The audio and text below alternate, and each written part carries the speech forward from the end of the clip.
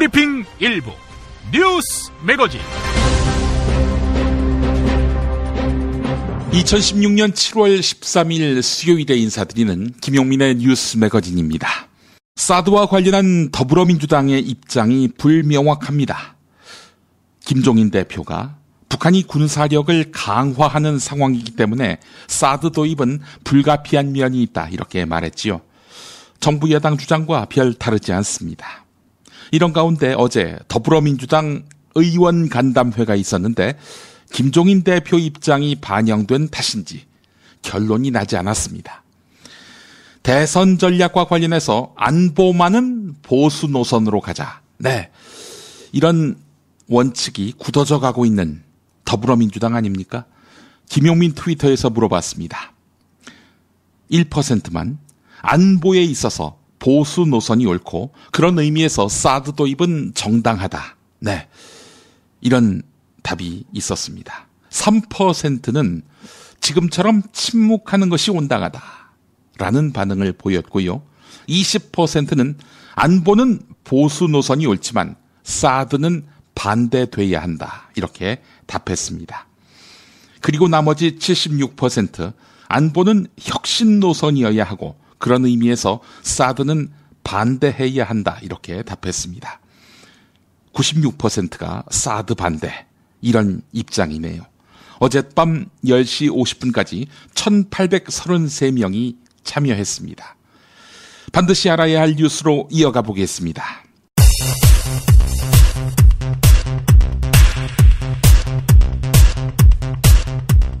한국과 미국이 사드 배치 지역으로 경북 성주군 성주읍 성산리 일대를 사실상 결정했습니다. 참외에 고장하면 성주 아닙니까? 성주가 충격을 받았습니다. 어제는 범군민 비상대책위원회 발대식이 있었는데요. 발대식이 있던 날 충격적인 소식에 직면한 것입니다. 남중국해 문제도 심각합니다. 네덜란드 헤이그의 상설중재재판소는 남중국해에 대한 중국의 영유권을 부인했습니다. 그리고 필리핀의 손을 들어주었습니다. 중국은 날벼락을 맞은 듯한 표정입니다. 남중국해 갈등도 실은 미중 사이의 갈등이 본질인데요. 사드로 인한 중국의 격한 감정이 한국에 대한 보복으로 이어지지 않을지 염려됩니다. 민중은 개돼지라는 망언으로 국민적 공분을 산 나향욱 정책기획관에 대해서 교육부가 파면을 요구하기로 했습니다. 교육부 발표 내용 들어보시겠습니다. 현재까지의 조사 결과와 어제 열린 교육문화체육관광위원회에서 드러난 사실만으로도 어떤 상황이었건 공직자로서 해서는 안 될 잘못을 저질렀고 국가공무원법상 품위 유지 의무를 심각하게 위반함으로써 최고 수위의 중징계가 필요하다고 판단하였습니다. 부실 경영으로 기업을 위기에 빠뜨린, 그래서 구조조정을 초래한 대기업 총수들. 이 사람들이 자신의 보수는 10수억 원씩 챙겨간 것으로 나타났습니다. 총수들은 희망퇴직 등 인력 감축으로 노동자들에게는 고통감내를 요구하면서 자신의 연봉만은 꼬박꼬박 챙겨갔습니다. 심지어 올려받아간 사람도 있었다고 합니다. 홍준표 경남도지사가 단식 농성 중이던 정의당 소속 경남도 의원에게 쓰레기라고 표현하며 막말을 했습니다. 홍준표 지사는 사과 대신 개가 짖어도 열차는 간다라면서 자리를 떠나 비난이 거세지고 있습니다. 당시 육성 들어보실까요? 지사님 아까 쓰레기 발언은 책임지셔야 됩니다. 어디 지사들이 그런 막말을 하고 있어. 그 앞에 쓰레기를 좀 치워달라는 거에 개가 짖어도 귀찮은 갑니다.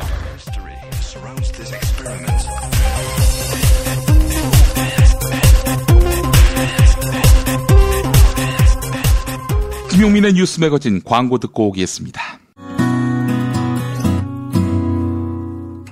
조광래 중고차 대표 조광래가 들려드리는 오늘의 한마디. 스메타나의 몰다우 강, 제가 좋아하는 교향곡입니다. 꼭 한번 들어보세요. 조광래 중고차의 대표번호는 1800-9538. 고맙습니다.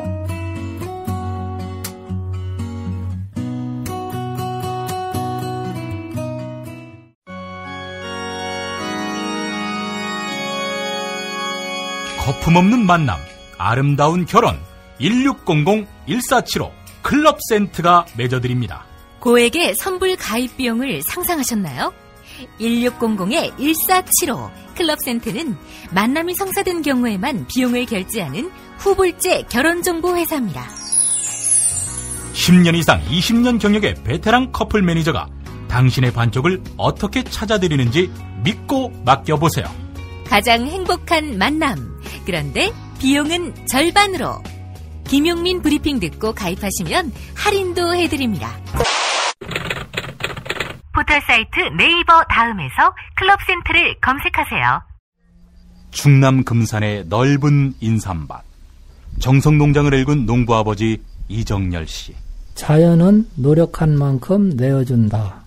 그 자연의 마음을 알기에 정성농장을 더불어 일구는 아들 이성규 씨도 아버지에게 배운 것처럼 정직하고 또 성실하게.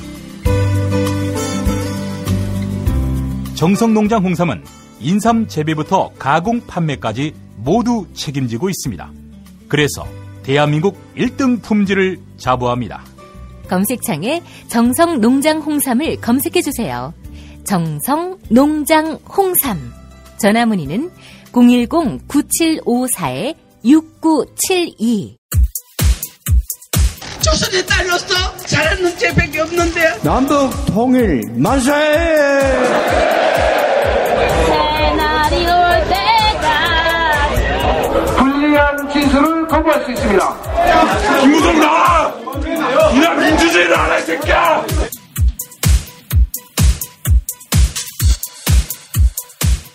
뉴스는 현장이다로 이어갑니다. 여러분은 이 말 많고 탈 많은 사드를 국회에서 논의해야 한다고 보십니까?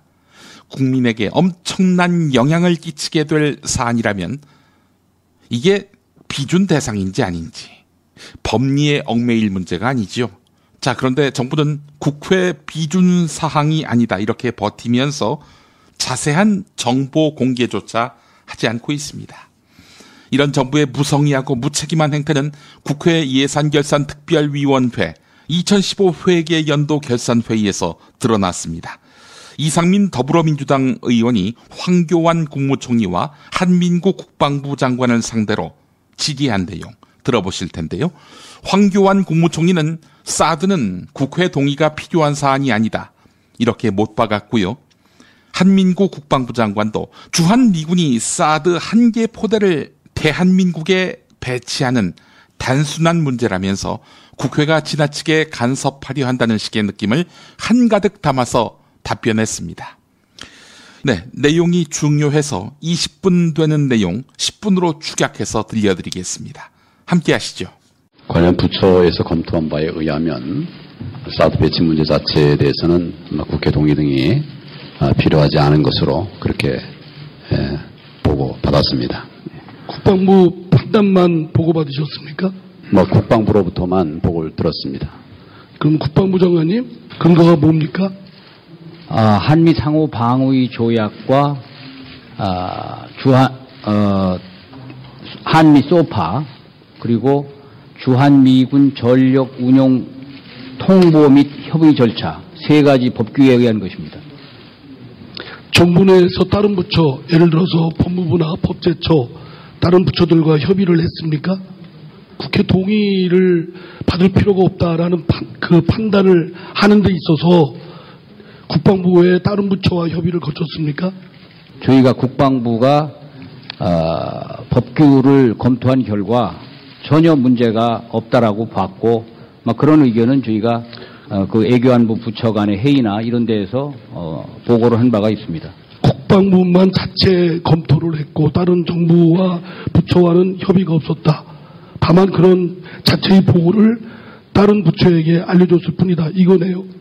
저희는 저희 자체로서의 법무검토 결과가 전혀 문제가 없다고 봤기 때문에 법제처의 의견을 안 물었는데 이것은 충분히 저희 자체로 검토할 수 있다고 봅니다. 이 사드 문제가 국방부만의 전유 문제입니까?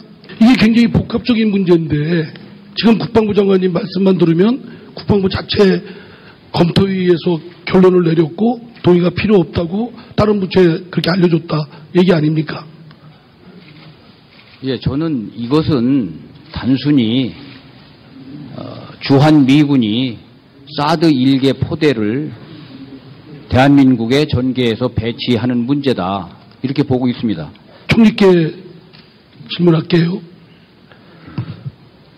이 문제가 단지 그 군사적 문제뿐만 아니라 정치 외교 또 국민들의 건강 생활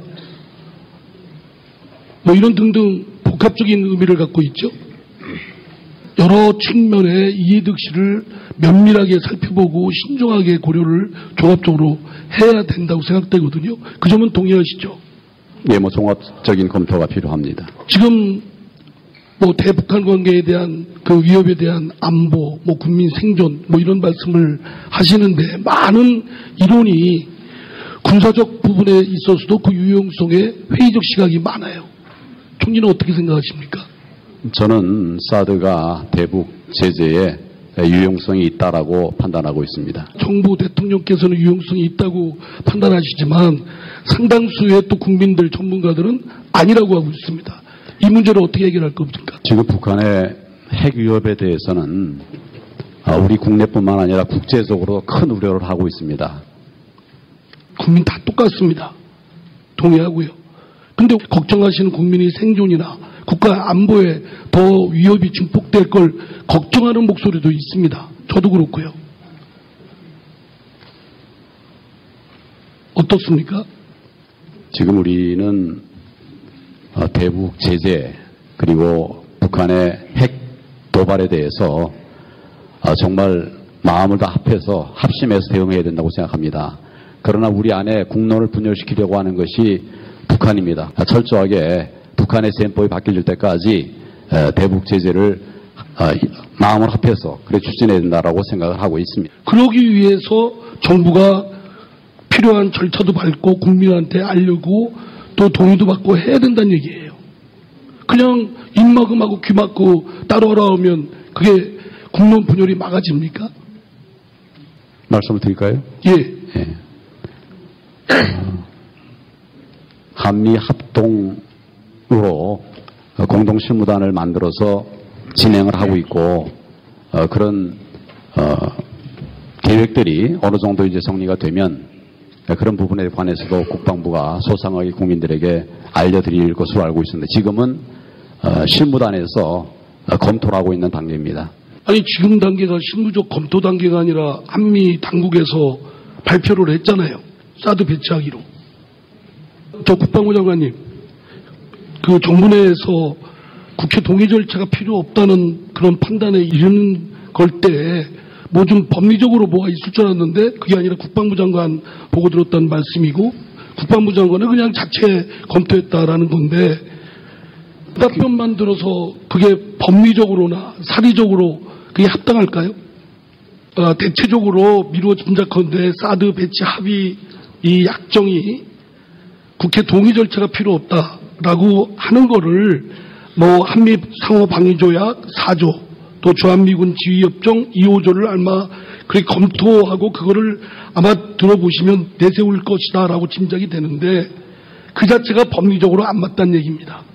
주한미군 지휘협정 12조 2항을 하는데 거기에 미국의 그 선박 항공기 운항 보조시설 설치 등을 할 수 있다 되어 있다면 사드에서 예정하고 있는 그 미사일 기지 배터리 이런 설치나 건립 등도 이에 비견되는 정도이기 때문에 국회 동의 받아야 되지 않나요? 큰 틀에서 한미 상호 방위 조약에서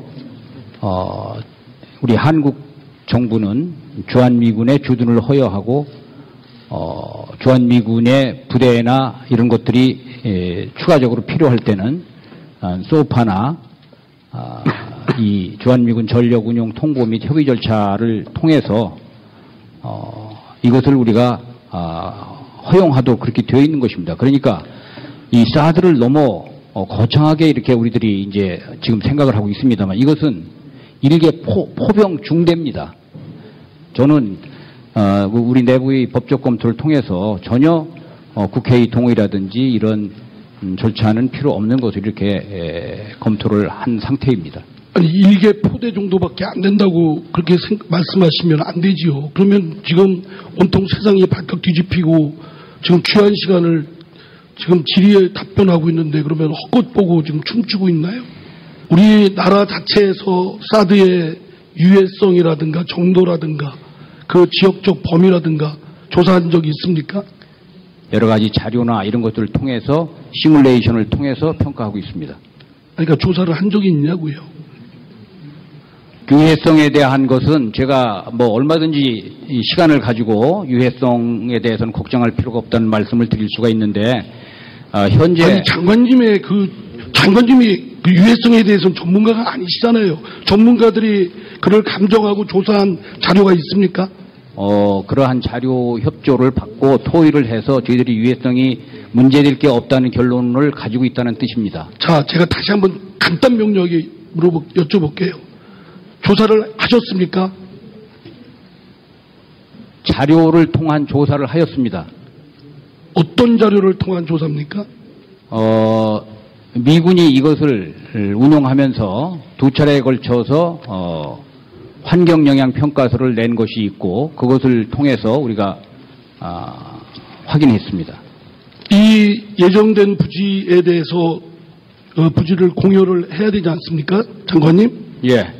그러면 거긴 개인 토지도 있겠고 그러면 공용 수용 절차를 밟아야 될 것이고 그죠? 예. 토지 공여하니까 이거 헌법상 토지 공여하게 되면 국회 동의를 받도록 되어 있는데요.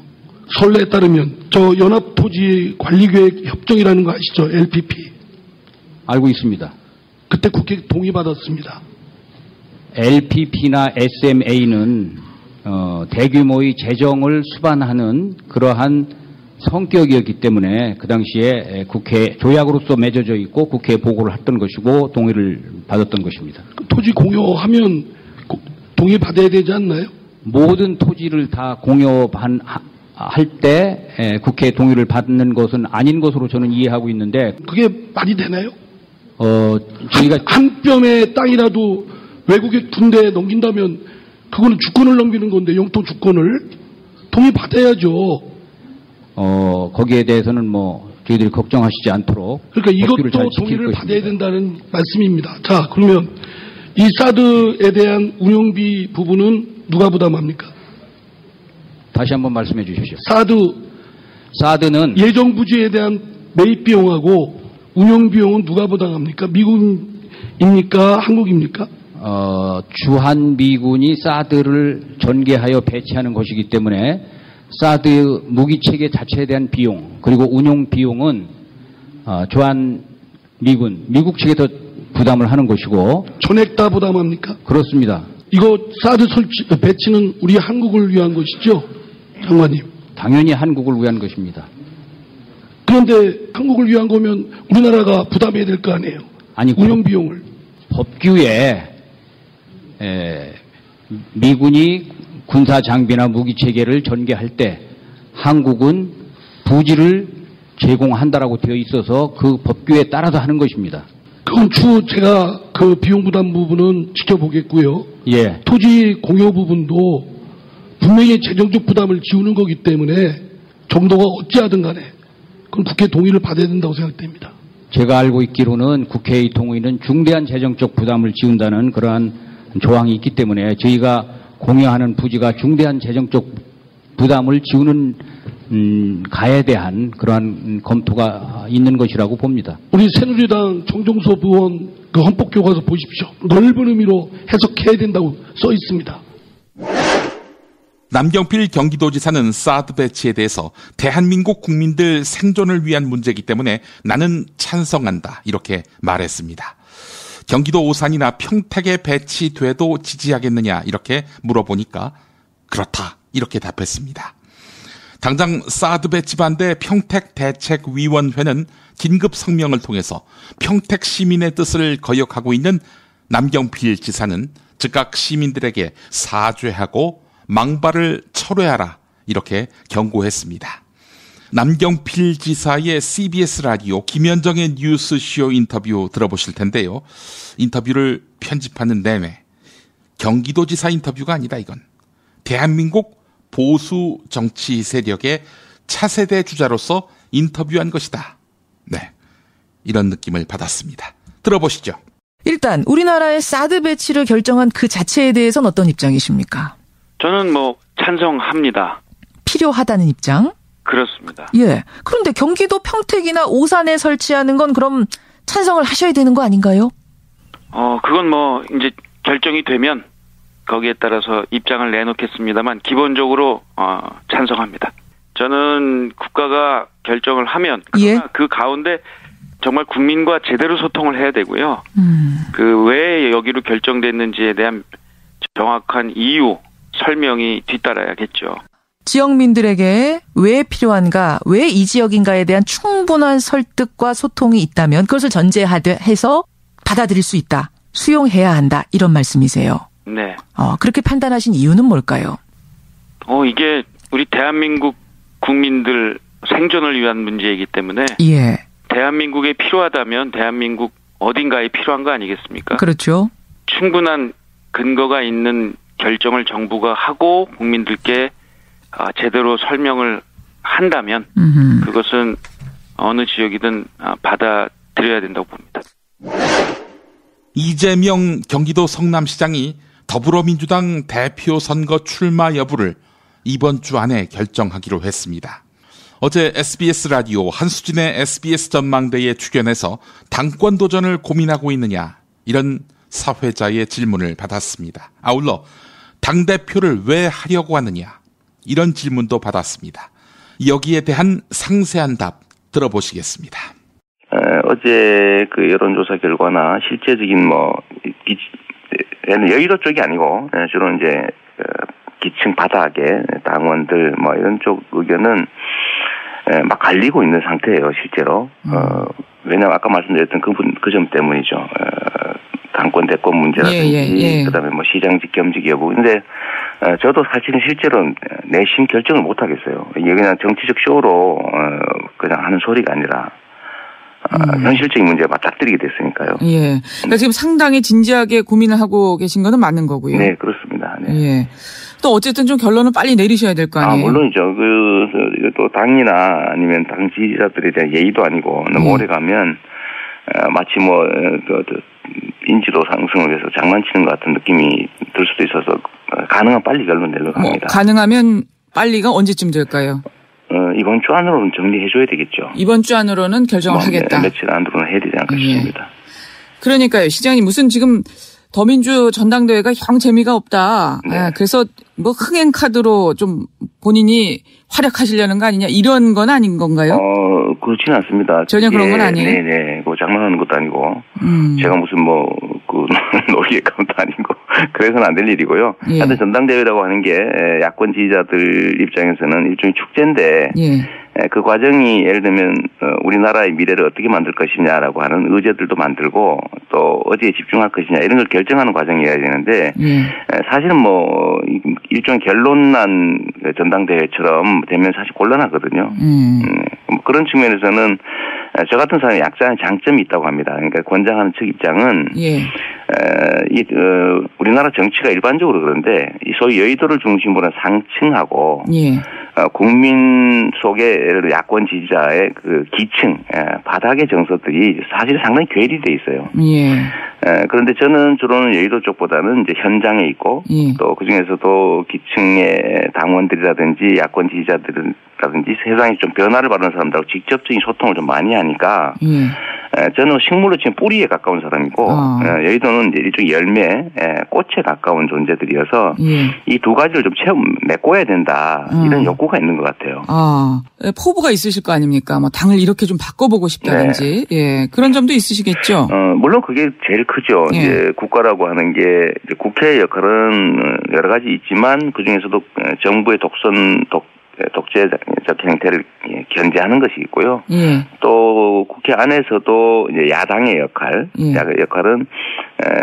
이 정부의 일방 통행을 견제하는 것입니다. 예를 들면 국민들이 테러 방지법이라든지 이런 데 대해서 야권의 역할을 기대하잖아요. 예. 네, 이거 좀 뭐 개정을 하든지 폐기하든지 하자고 했는데 말이 없어요. 예.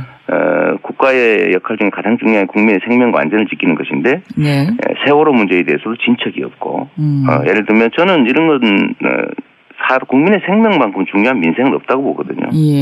근데 여기에 대해서 예를 들면 좀 뚜렷한 성과들도 못 내고 있지 않냐. 국민들은 분명히 일당을 만들어줬는데 그래서 예를 들면 정치적으로도 후퇴하고 경제적으로도 불평등이 확대되는데 야당 제1야당의 역할을 과연 국민들의 뜻에 맞게 충실히 하고 있느냐 또 할 수 있느냐 앞으로라는 측면에서 보면 뭔가 새로운 자원이 좀 새로운 시각으로 새롭게 국민들 좀 욕구 수준에 맞게 좀 끌어가면 좋겠다라는 그런 요구도 있는데 아무래도 여의도에 오래 계시던 분들보다는 이제 새로운 지도력에 대한 갈망들이 있고 제가 그중에 일부나마 조금은 충족할 수 있지 않을까 그런 생각을 해본 겁니다.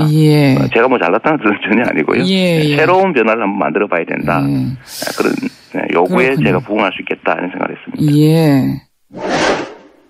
노종면, 현덕수, 조승호, 정영하, 박성재, 강지용 등 해직 언론인들이 어제 국회를 찾았습니다.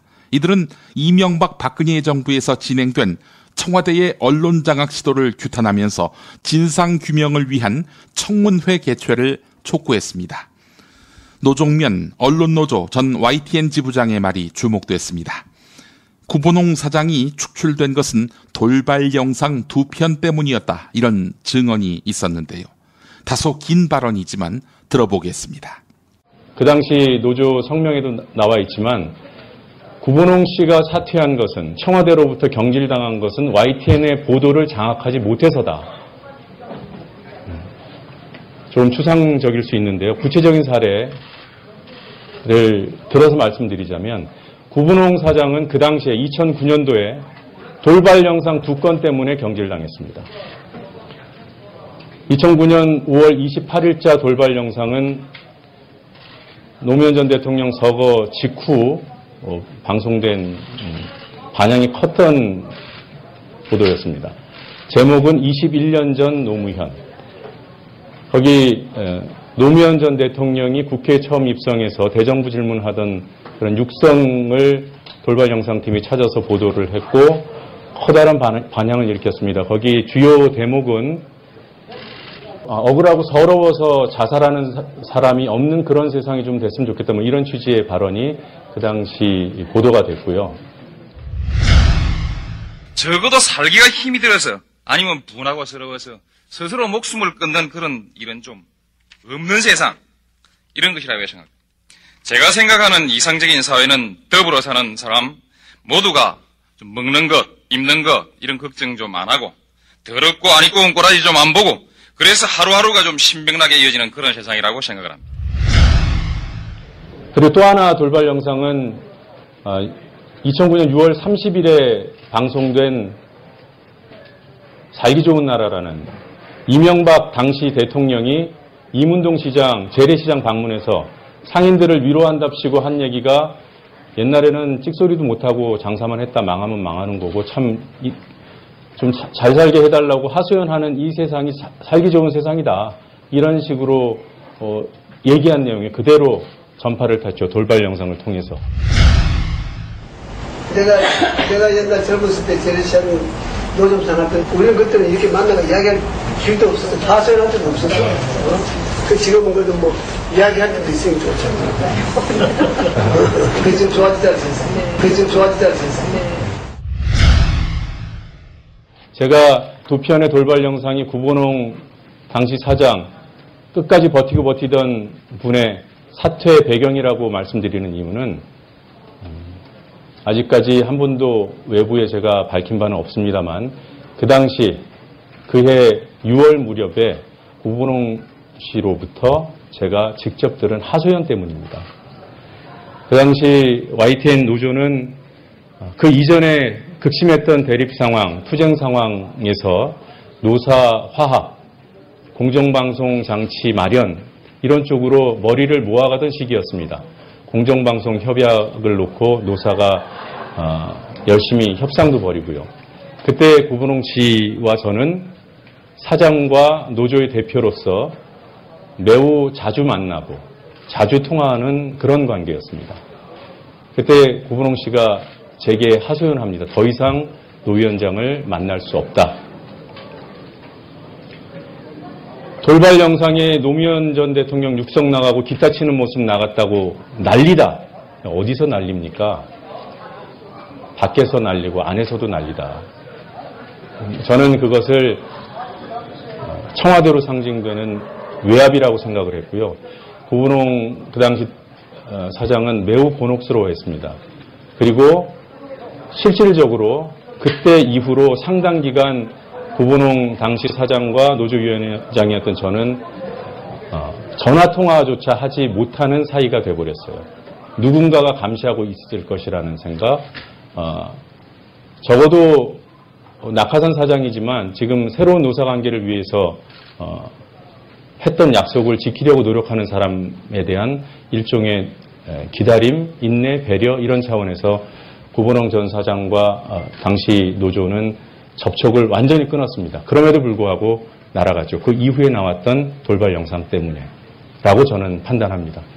뭐 얘기가 길었습니다만 이거 이외에도 이미 언론을 통해서 보도된 민간인 사찰팀의 YTN 사찰 그리고 그 사찰팀이 작성한 이른바 충성문건 배석규 당시 YTN 전문을 가리켜서 정권의 충성심이 강한 사람이다.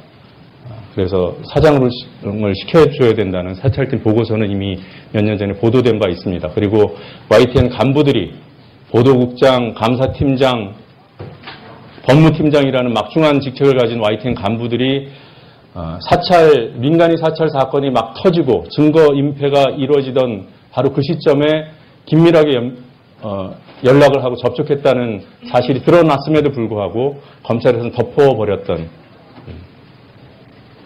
그런 식으로 이명박근혜 정권에서는 YTN을 비롯한 공영 언론에 적극적으로 개입을 했고 잔인하게 통제했습니다. 보도를 잡기 위해서. 그리고 실질적으로 보도는 망가졌습니다. 돌발 영상 지금 없습니다. 여러분들 보시고 싶어도 볼 수 없어요. 없어진 것도 모르게 없어져 버렸어요. 저는 핵심은 보도고 그 보도를 잡기 위해서 정권은 가진 수단과 방법을 가리지 않았다고 생각합니다.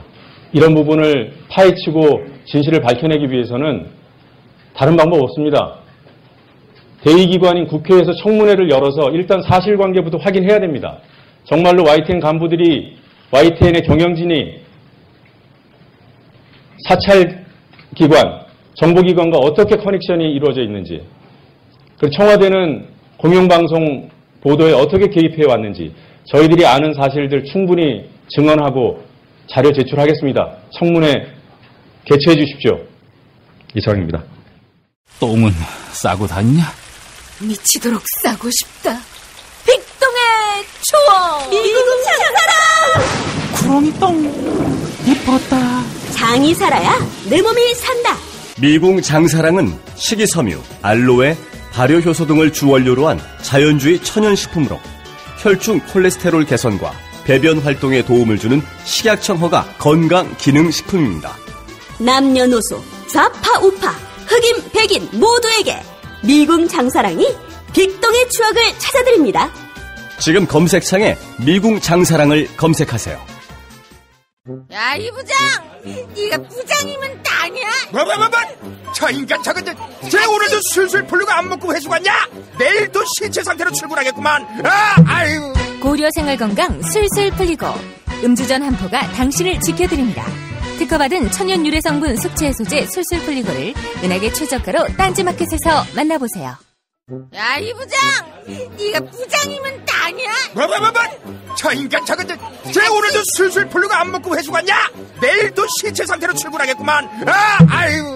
고려생활건강 술술 풀리고 음주전 한 포가 당신을 지켜드립니다. 특허받은 천연 유래 성분 숙취 해소제 술술 풀리고를 은하계 최저가로 딴지마켓에서 만나보세요. 아이고, 아우 덥다 더워. 이저 우리 몸 생각해서 이 보양식이라도 먹어야 되는 거 아니야? 이 장어가 남자한테 좋다는데. 장어도 몸에 좋은 장어 있고 몸에 해로운 장어가 있어. 난 너가 장어를 반길 줄 알았지. 안 반가워. 자, 일단 이거 한 잔. 그래. 자, 우와! 이거 저 새싹 땅콩차 아니야? 어떠냐? 와, 이거 저 시원하게 먹으니까 더 좋다. 이거 저 뜨거운 물에 우려서 식힌 거 아니야?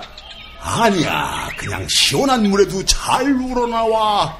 큰 물병에 새싹 땅콩차 한 수저 넣고 냉장고에 두고 물 대신 마시면 돼.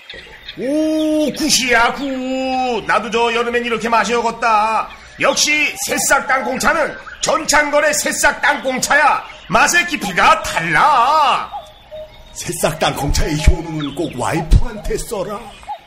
야, 전가야, 이거 마시는 거 우리 마누라한테는 비밀이다. 070-8635-1288 전창걸닷컴.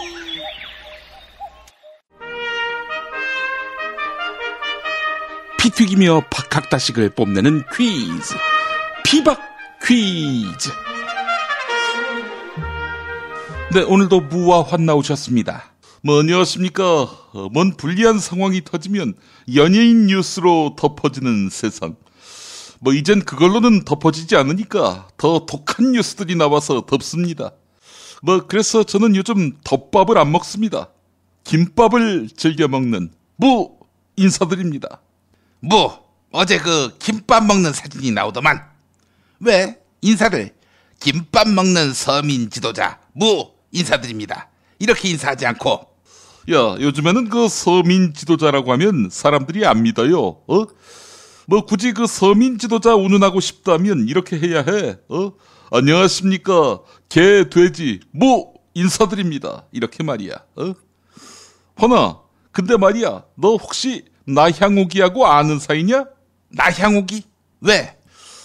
걔가 그 개, 돼지 멘트 날려서 네가 그 큰 태풍을 피했잖니.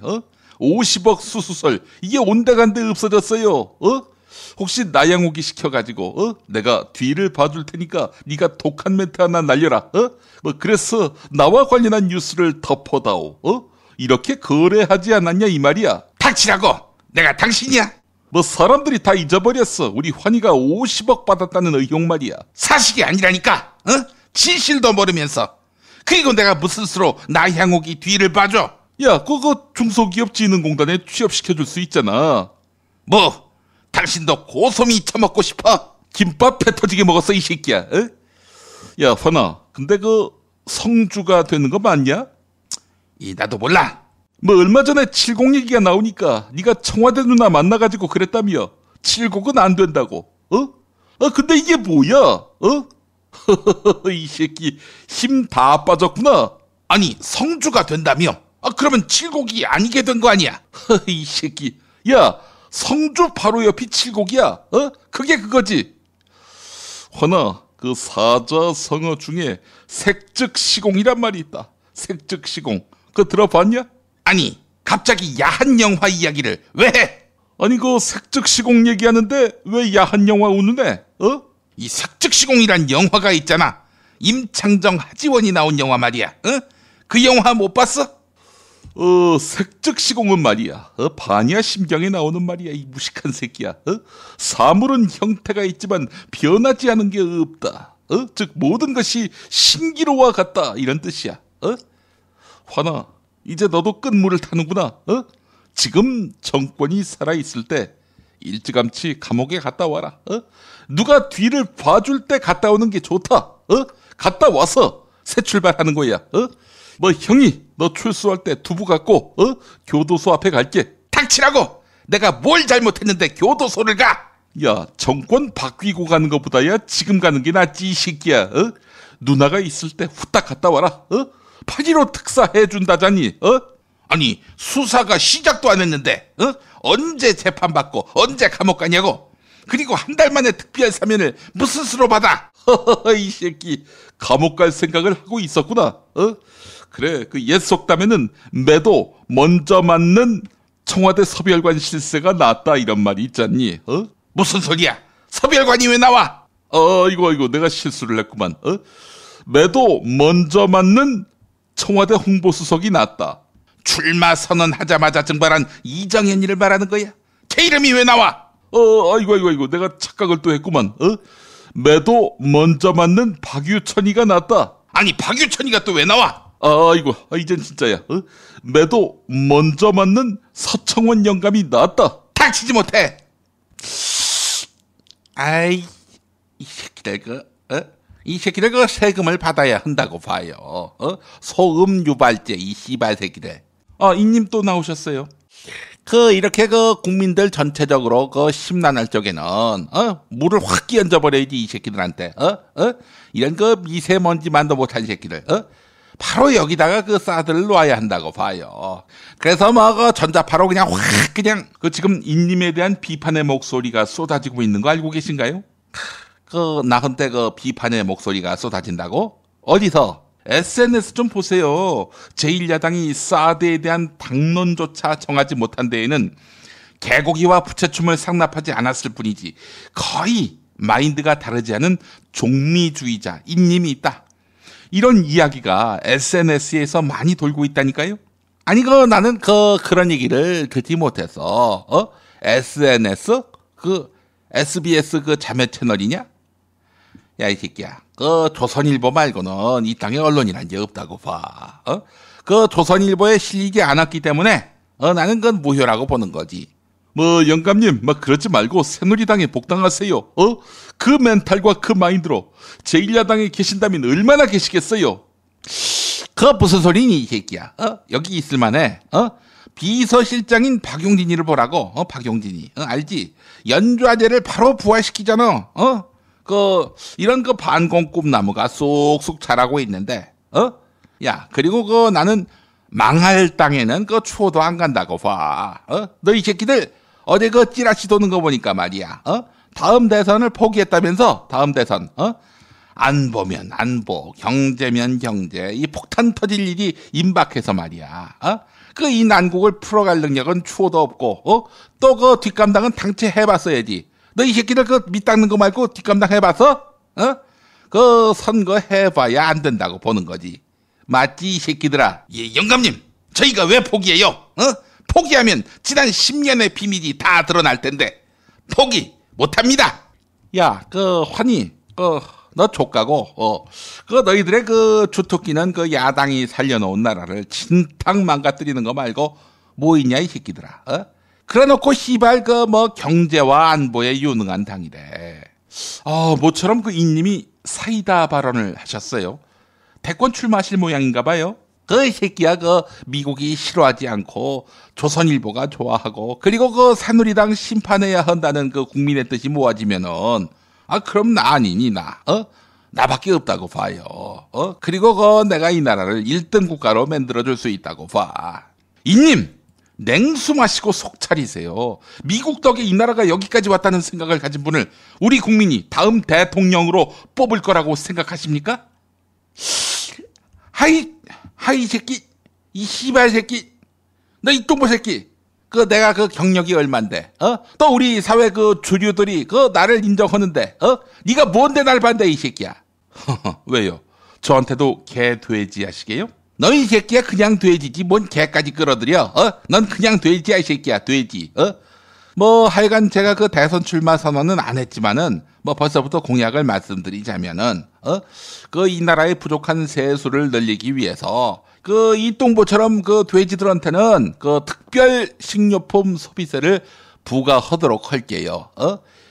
그래서 중국집에서 꽃배기 먹는 새끼들, 또 무한 리필 가는 새끼들, 뷔페 가는 새끼들한테 단 1,000원이라도 더 받아야 한다고 봐요. 아이 그만하세요 이제는. 이 새끼, 진짜 화났나 보네 이 새끼. 야, 그럼 1,000원 말고 500원만 더 받자. 500원. 자, 그리고 나서 이제는 고추 이야기를 하실 차례인데 팟빵 게시판에서 알록달록 가을님이 이런 글을 남기셨어요. 고추 이야기는 이제 그만 좀 해주셨으면 합니다. 한두 번은 뭐 이해합니다. 하지만 계속해서 고추 하시는 이유를 모르겠습니다.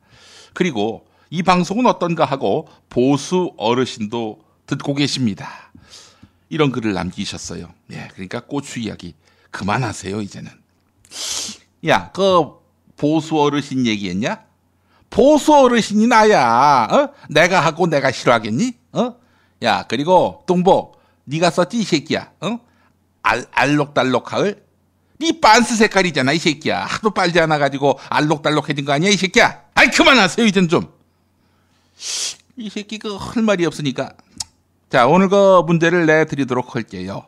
그 내년도 최저임금은 가장 많아도 6,840원을 넘지 못하게 됐다고 봐요. 그 정부가 임명한 최저임금위원회 그 공익위원들이 그렇게 그 제시했기 때문이라고 하는데, 그 노동계는 그동안 그 최저임금 10,000원 요구하지 않았어요. 10,000원에 비하면은 6,840원. 아, 좆도 못 미치지. 자, 그 문제를 드리도록 할게요. 지금의 그 최저임금, 올해 그 최저임금은 얼마일까요? 예, 정답! 아, 환희 정답 외치셨습니다. 이 전직 경제부총리를 위한 맞춤형 질문이군.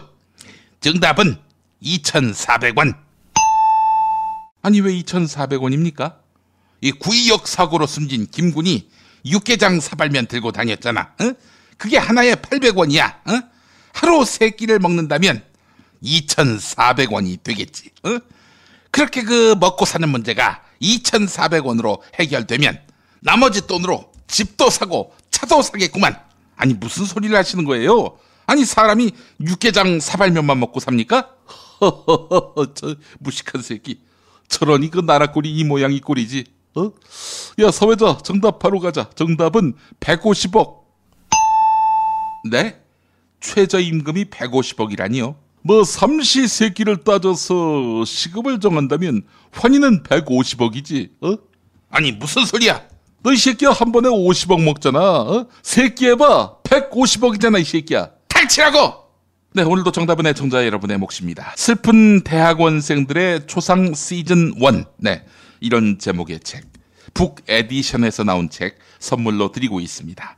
팟빵 게시판에 이메일 주소, 사연, 정답을 적어 올려주시면 하루 2분을 골라서 선물 드리겠습니다. 제가 읽어봤는데 참 막막하더군요. 그러면서 실상이 참 리얼하다, 이런 느낌도 받았습니다. 대한민국 최초의 대학원생들의 리얼 웹툰, 슬픈 대학원생들의 초상 시즌 1. 착각하지 마. 우린 학생이 아니라 노예야. 대한민국 최초 대학원생들의 본격 리얼 웹툰, 슬픈 대학원생들의 초상 시즌 1. 교수가 까라고 하면 까야 하는 대학원생들의 삶을 깠습니다. 조교 폭행, 제자 성추행, 논문 도둑질, 이 모든 것들이 아무렇지도 않게 자행되고 있는 대학원생들의 슬픈 자화상을 그린 본격 리얼 대학원생들의 웹툰, 슬픈 대학원생들의 초상 시즌 1. 29기 고려대 대학원 총학생회가 대학원에서 일상적으로 치부되는 폭력 문제의 심각성과 온갖 비리의 온상이 돼버린 현실을 알리고자 이 웹툰을 발행하기 시작했는데요. 비로소 많은 사람들이 대학원의 실상에 대해서 관심을 갖게 됐다고 합니다. 사상 최초의 웹툰 경품, 청와대 현대원 수석에게 선물로 보내드리고 싶습니다. 슬픈 대학원생들의 초상 시즌 1. 여러분의 많은 관심 바랍니다. 자, 지난 시간 정답자 2분 뽑겠습니다. 아바쿵님, 정답 마가렛 대처 맞히셨습니다. 영국에서 철의 여인이다 또는 마녀 수상이다, 이런 극단적인 호불호, 이렇게 호불호가 극명하게 갈린 사람이 바로 마가렛 대처입니다. 불호만 있는 어떤 분과 많이 비교가 됩니다. 호는 없고 불호만 있는 어떤 분. 예. 자, 대처가 죽었을 때 추모하는 사람과 반대하는 사람이 한데 어울려 있으니 경찰이 그 둘 사이를 가로막은 사진을 본 적이 있습니다. 이 정권이 그런 것 같습니다. 편을 완벽하게 가르는 그런 나라. 편 가르기, 그리고 그 편 안에서 서로 내분으로 싸우고 그것을 방관하고, 사람이 사람답게 사는 세상을 만들기 참 어려운 세상인 것 같습니다. 많은 사람들이 방송을 들으며 서로 사람답게 살아가는 방법을 알았으면 좋겠습니다. 라고 해주셨습니다. 자, 시애틀의 우체부 권종상 님도 정답 맞히셨습니다. 선물 보내드릴 방법이 없다는 걸 아시고는 이메일 주소는 안 남겨주셨습니다. 예. 권종상님 사연 소개하겠습니다. 그녀가 레이건과 만들어 놓은 신자유주의 체제, 그것이 지금 이 세상을 어떻게 만들어 놓았는가 생각해보면 사후에도 용서할 수 없는 사람입니다. 그녀가 죽었을 때 영국에서는 대처의 죽음을 환호하는 사람들도 있었고, 그녀의 장례식을 입찰에 붙여서 제일 저렴한 가격에 치르자 이렇게 조롱하는 사람도 있었습니다. 예, 저렴한 가격. 이 신자유주의의 그 트레이드 마크지요. 26년 전 이민 와서 미국 사회를 보면서 느낍니다. 비록 도널드 트럼프라는 희대의 XXX가 대권을 노리고 있지만 그 XXX가 개새끼입니까? 씨발놈입니까? 예, 알 수가 없네요. 예. 미국 민주당의 최근 행보를 보면 민주당은 버니 샌더스가 발의한 여러 가지 복지 관련 의제들과 최저임금 관련한 안을 받아들여 이제 천천히 그 신자유주의에서 벗어나려 하고 있는 그런 상황입니다. 이런 상황에서 한국의 현실을 바라보는 것이 착잡합니다. 라는 글 남겨주셨습니다. 고맙습니다. 점마또와 적하노님, 네, 마가렛 대처 마치셨습니다. 대처 장례식을 민영화하자, 장례식을 경쟁 입찰시켜서 가장 싼 비드를 받아들이자, 그런 걸 대처가 원했을 것 같다. 네, 권종상님 글과 맥락이 같군요. 이런 언급을 인용하신 걸로 봐서 말입니다. 평생토록 스크린 위에서 취약 노동계층의 열악한 삶의 현실을 고발하고 노동계급의 연대를 주장해왔던 영국의 영화감독 켄 로치 감독이 마가렛 대처 사망 직후 가디언 신문과 인터뷰한 발언입니다. 요즘 전기, 가스, 철도, 의료 등등 어지간한 공공 분야는 모두 민영화하려는 정부의 검은 속셈 때문에 연신 뒷목이 뻣뻣해짐을 느낍니다. 박근혜 대통령은 사후 과연 어떤 추모사와 역사의 평가를 받을까요? 켄 로치 감독의 발언 하나 더 옮깁니다. 올해 칸 영화제에서 황금 종려상을 수상한 뒤 밝힌 내용입니다. 소외계층의 문제는 영국뿐 아니라 유럽 전체의 일이다. 사람들에게 가난은 너의 잘못이다 라고 말하는 우리의 잔인함이 문제다. 우리는 희망의 메시지를 줘야만 한다. 우리는 다른 세상이 가능하고 또 필요하다고 외쳐야만 한다. 99%의 개, 돼지도 굳게 연대한다면 분명히 다른 세상을 만들 수 있을 거라고 오늘 하루도 힘들지만 스스로 다짐해 봅니다. 네, 정말 주옥 같은 글을 남겨주셨습니다. 그러면서 주신으로 저의 정답이 채택되지 않더라도 혹시 기회가 되면 이 내용을 방송에서 언급해 주시기 바랍니다. 저의 아내는 지역 세월호 연대에서 활동하고 있습니다.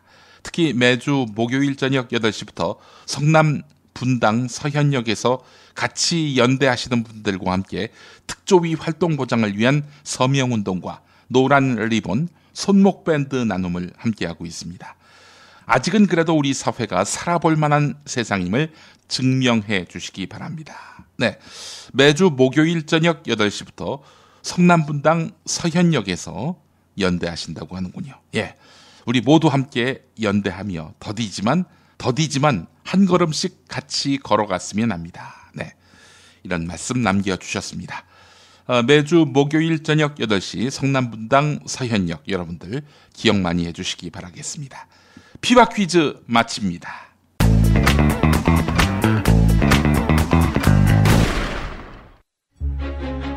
직접 담가 먹는 김치가 사 먹는 김치와 다른 이유 잘 아시죠? 내 눈으로, 내 손으로 골라야죠. 우리 걸로요. 한 포기 한 포기 직접 손으로 소금을 뿌려 절이는 가장 깨끗한 손으로 정성과 진심을 담아 이 김치 쥐앗으로 못 써요. 나쁜 병균 틈타지 말아야 하니까. 건강을 위해 소금은 적당히, 그러나 맛깔나게. 내 가족이 먹을 김치니까. 가족이 먹는 김치를 하나 더 만든다는 심정으로 만든 김치, 이담채 김치. 입맛 까다로운 김어준 딴지일보 총수의 한마디. 제가 이 김치의 맛을 보증합니다. 정말 맛있어요, 이 김치는. 포털 사이트 검색창에 이담채를 입력하세요. 전화주문은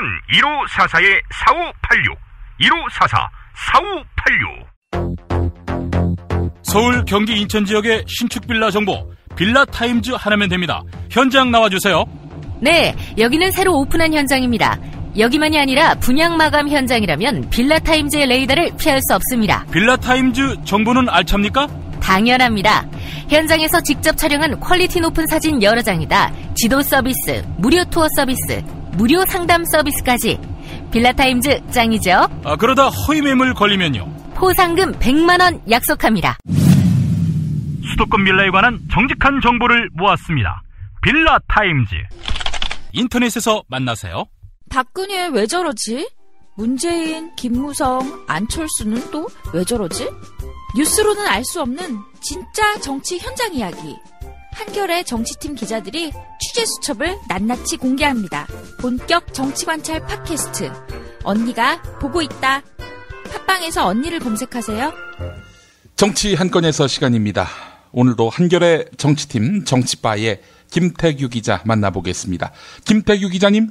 네, 안녕하세요. 예. 자, 사드에 대해서 국민의당이 이거 철회해야 한다. 당론으로 정했다고요? 예, 그렇습니다. 이게 워낙 지금 중요한 이슈라 사드 얘기를 계속 안 할 수가 없는데요. 예. 예, 국민의당은 어제 의원총회를 열어서 사드 배치 합의 철회 그리고 국회 비준 등 동의 요구 이렇게 당론을 모았습니다. 박지원 비상대책위원장은 그러면서 더불어민주당을 이제 강하게 이제 압박을 했습니다. 예. 제1야당이 지금 뭐 하고 있는 거냐. 더불어민주당도 함께 나서야 한다. 이렇게 이제 강하게 압박을 했고요. 예.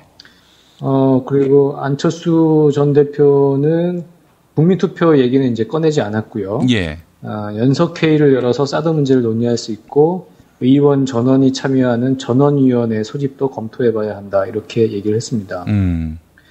그러면서 이제 박지원 비대위원장은 이제 대선 주자들 이제 입장을 밝혀라 이렇게 얘기를 하고 있습니다. 예.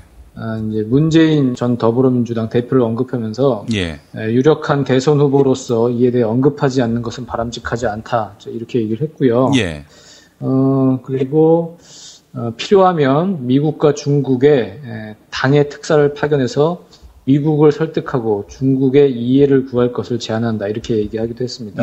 그리고 노무현 정부 때 통일부 장관을 지냈죠. 정동영 의원은 제1야당이 구군이 걸린 문제를 국내적 시각으로 정치적 이해득실을 따져 사드 배치에 모호한 태도를 취하는 건 비극 이러면서 더불어민주당을 비판하기도 했습니다. 예. 어쨌든 국민의당이 이제 계속 강한 의지를 이제 보여왔는데 의원총회를 통해서 사드 배치 결정을 철회해야 한다는 당론을 채택했다는 데 의미가 있을 것 같습니다. 예. 국민의당의 입장에 대해서 저는 전폭적으로 공감합니다. 뭐 한자도 빠짐없이 다 동의하는데요.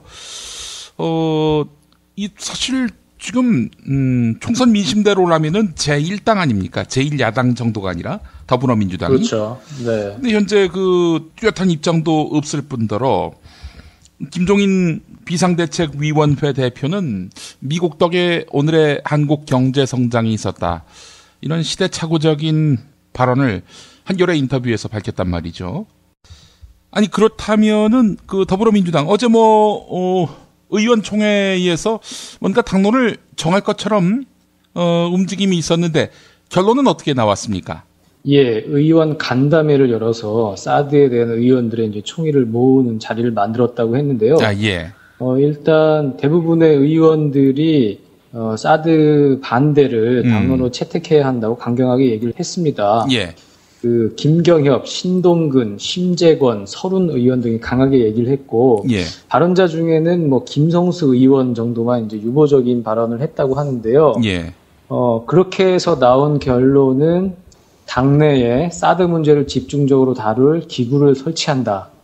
이게 결론이었습니다. 뭡니까 그게? 대다수 의원들이 사드 배치 결정에 반대 당론을 결정해야 한다고 했는데도 불구하고 뭐 이런 현실론, 뭐 반대 당론을 정했다가 우리가 집권하면 배치된 사드를 철수할 거냐, 뭐 이런 현실론에 입각한 뭐 신중론도 있었다. 그렇기 때문에 사드 배치 반대 당론을 정하지 못했다는 게 이제 결론이고요.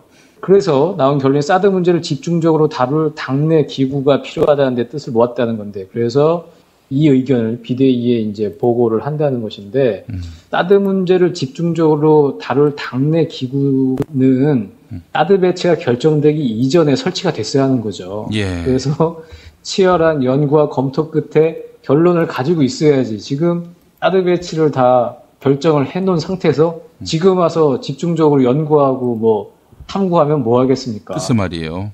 예, 당내에서 의원들의 여론이 적이고 합리적인 선에서 사드 반대를 당론으로 채택할 수도 있지 않겠느냐라는 희망을 이제 갖고는 있었는데, 김종인 대표를 중심으로 한 보수적인 시각이 더불어민주당을 지금 상당히 강하게 짓누르고 있구나. 당 분위기 전체를 또 절감하게 하는 그런 사건이 아니었나 싶습니다.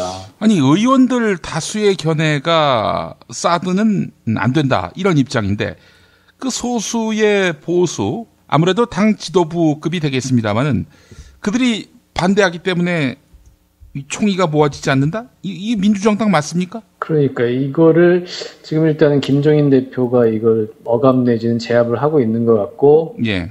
원내 지도부도 어쨌든 이 부분에 동의를 하고 있으니까 의원들의 총의를 모으는 작업을 사실은 소홀히 하고 있는 거죠. 의원들의 총의가 이러니까 이렇게 가자, 이렇게 깃발 들고 하지를 못하는 측면도 있고 안 하는 측면도 있을 것이고, 어쨌든 김종인 대표가 얘기하는 수권 정당론, 중도 강화론, 보수적인 안보관 뭐 이런 것에 어느 정도 지금 동의를 하고 있기 때문에 이게 대선 정부에 유리하지 않은 어젠다라는 그런 그 부분에 대해 어느 정도 동의를 하고 있기 때문에 명확한 판단이 안 나오는 걸로 이제 보이고요. 예. 그러면 이제 궁금한 거는 야당의 대선 주자들의 생각인데요. 예. 일단 문재인 전 대표 쪽에서는 지금 사드 이 사안에 대해서 입장을 내야 하는 게 다수라고는 합니다. 다수라고는 하는데, 그러면 그 입장을 언제 낼 것이냐? 그러면 바로 내야 한다는 의견과 시간이 좀 지난 뒤에 내자는 의견이 좀 엇갈려 있다고 하고요. 예. 일단 문재인 전 대표 같은 경우 19대 때 국방위에서 활동을 했습니다. 예. 그때 그 국회 질의에서 한민국 국방장관을 상대로 사드가 효용성 논란이 있지 않냐, 그리고 중국과 러시아를 자극해서 남북관계를 더 어렵게 만드는 것 아니냐, 이런 식으로 사드에 상당히 부정적인 태도를 이제 보인 적이 있고요. 그래서 문재인 전 대표의 기본적인 시각은 사드라는 것이 대한민국 국익에 비춰봤을 때 전혀 도움이 안 되는 것이다. 이런 이제 철학을 이제 확고한 것인데, 지금 더불어민주당 내부 분위기가 이런 상황에서 그러면 과연 그 원래의 철학을 그대로 얘기를 할 수 있을지, 얘기를 하는 게 자연스러운 거죠. 근데 그 얘기를 지금 할 수 있을지 저는 한번 지켜보겠고요. 그리고 박원순 서울시장 쪽은 일단 지금 싱가포르에 지금 가 있는 상태고, 오늘 이제 귀국을 한다고 합니다. 그래서 귀국하면 이제 입장을 이제 밝힌다는 이제 계획이고요. 그 김부겸 의원 같은 경우에는 지난번에 반대한다는 개인 논평을 냈습니다. 국익에 대한 충분한 고려와 국민적 합의 없이 성급하게 결정한 것에 대해 심각한 우려를 하지 않을 수 없다. 이렇게 이제 반대 의견을 냈고. 혹시 대구 경북 설치만 반대하는 건 아니겠죠? 그건 아니겠죠. 그래도 김부겸 의원, 유승민 의원보다는 낫지 않겠습니까? 그런데 의원 개개인이 자기 의견을 밝히는 건 좋지만 당론을 정하는 데 있어서는 신중한 게 좋다. 또 이런 얘기를 했습니다. 그래서 김부겸 의원도 어쨌든 아싸란 태도를 보여주지는 못하고 있는 상황이고 어쨌든 지금 제1야당인 더불어민주당이 매우 중차대한 사드 문제에 대해서 여전히 명확한 의견을 내놓지 못하고 있는 답답한 상황이 지속되고 있는 건 사실입니다. 예. 아니 벌써 여당이 됐어요. 더불어민주당이. 그러게요. 이 집권도 했고 나중에 집권했을 때 이거 어떻게 철수할 거냐 뭐 이런 얘기를 하고 있으니까 아니 투쟁성은 완전히 제거된 채 여당이 갖는 신중함만 남아있는 이런 정당에게 무슨 집권 희망을 우리가 가져야 하는지 이 참 답이 안 보이고요. 그리고 뭐 당내에 TF를 둔다 이런 얘기 아닙니까? 사드에 대해서 반대할지 찬성할지 설령 반대한다고 한들 그 반대를 관철할 만한 그런 힘이 있습니까? 정치력이 있어요? 투쟁성이 있어요? 저는 회의적입니다. 그러니까 어쨌든 이것도 결국 속도의 문제일 수 있는 거거든요. 물론 이 고래 새심줄 같은 박근혜 정부가 모든 국민이 언론이 뭐 정치권에서 반대를 한다고 해도 강행을 하겠죠. 근데 어쨌든 그 부분에서라도 조금 더 의견을 얘기하고 목소리를 높이고 조금 더 생각을 좀 달리하고 변화를 좀 관철시키려면 매우 기민하고 빠르게 움직여야 되는데 지금에서야 지금 당내 기구 만들어서 집중적으로 다뤄서 탐구하고 연구한 다음에 이건 돌이킬 수 없는 상황에 이르러서야 뭐 얘기를 하겠다는 건데 이 정말 책임 있는 공당으로서 제1야당으로서 책임 있는 게 아니라 이건 정말 무책임하다고 봐야겠죠. 책임 있는 정당이 돼야 하는데 지금 무책임한 행태를 보이고 있다. 이런 지적을 하신 거란 말이죠. 안철수 국민의당 전 대표는 사드 반대 입장을 분명히 밝혔죠? 그렇습니다. 어제 의원총회에서도 이렇게 얘기를 했어요. 북한에 대한 미사일 대응력을 얻는 대신에 북한의 핵 보유를 돕고 통일을 더 어렵게 만들고 경제적으로 어려운 상황에 처할 것 이렇게 얘기를 했습니다. 그래서 안철수 의원 같은 경우에도 안보 문제에서는 상당히 상대적으로 보수적인 색채를 보였는데 그래도 이 사안에 있어서는 그래도 상식적이고 합리적인 얘기를 하고 있습니다. 사드 반대가 상식적이고 합리적입니다. 또 그런 입장에 문재인 전 대표 역시 19대 때 동일한 입장을 취했던 터였고요. 상식과 합리적인 차원에서 발언을 해도 뭐 대선 주자 문재인의 대권 가도에는 큰 문제가 없을 것 같은데 왜 이 상황에서 이렇게 신중한지 참 납득하기 힘듭니다. 굉장히 중요한 그런 국면인데 말이죠. 하여튼 기다려 보겠습니다. 알겠습니다. 자, 정세균 국회의장이 한겨레와 인터뷰를 했군요. 그렇습니다. 한 달 취임 기념으로 인터뷰를 했는데요. 또 사드 얘기를 안 할 수가 없는데 이렇게 평가를 했습니다. 정부의 사드 배치 결정에 대해서 국회의장인 나도 사드 배치 결정은 신문 보고 알았다. 충분한 소통이 부재했고 혹시 있을 수 있는 부작용에 대한 대응책도 부족한 것 같다. 이렇게 얘기를 했습니다. 그래서 소통이 부족했다는 점에 대해서 의장인 나, 부의장, 당 간사, 상임위원장들과 정부가 의논한 적이 없다. 국민의 대표인 국회와도 논의를 해야 하는데 왜 그렇게 졸속으로 일을 처리하는지 좀 이해할 수 없다. 이렇게 얘기를 했습니다. 그리고 이제 정세균 의장이 국회의장이 되고 나서 개헌 얘기를 상당히 강하게 하지 않았습니까? 지금 개헌 얘기가 좀 진행이 잘 안 되는 거 아니냐 이렇게 물으니까 일단은 그래도 의원들의 찬성 비율도 더 높고 그래서 군불만 뗄 게 아니라 결판을 낼 때가 왔다. 제왕적 대통령제는 손질하지 않으면 안 된다. 그렇게 얘기를 했고요. 그러면 어떤 형태가 가장 적절하다고 보냐 권력구조 개편에 있어서 이렇게 물어보니까 대통령 4년 중임제, 의원 집정부제, 순수 내각제 이거 중에서 승산이 제일 높은 쪽에 손을 들어주고 싶다. 대통령 권한이 조정되면 어느 것이든 별 문제가 없다고 얘기를 했지만 다만 순수 내각제의 경우는 국민들이 아직 준비가 안 돼 있다고 본다. 이렇게 얘기를 했습니다.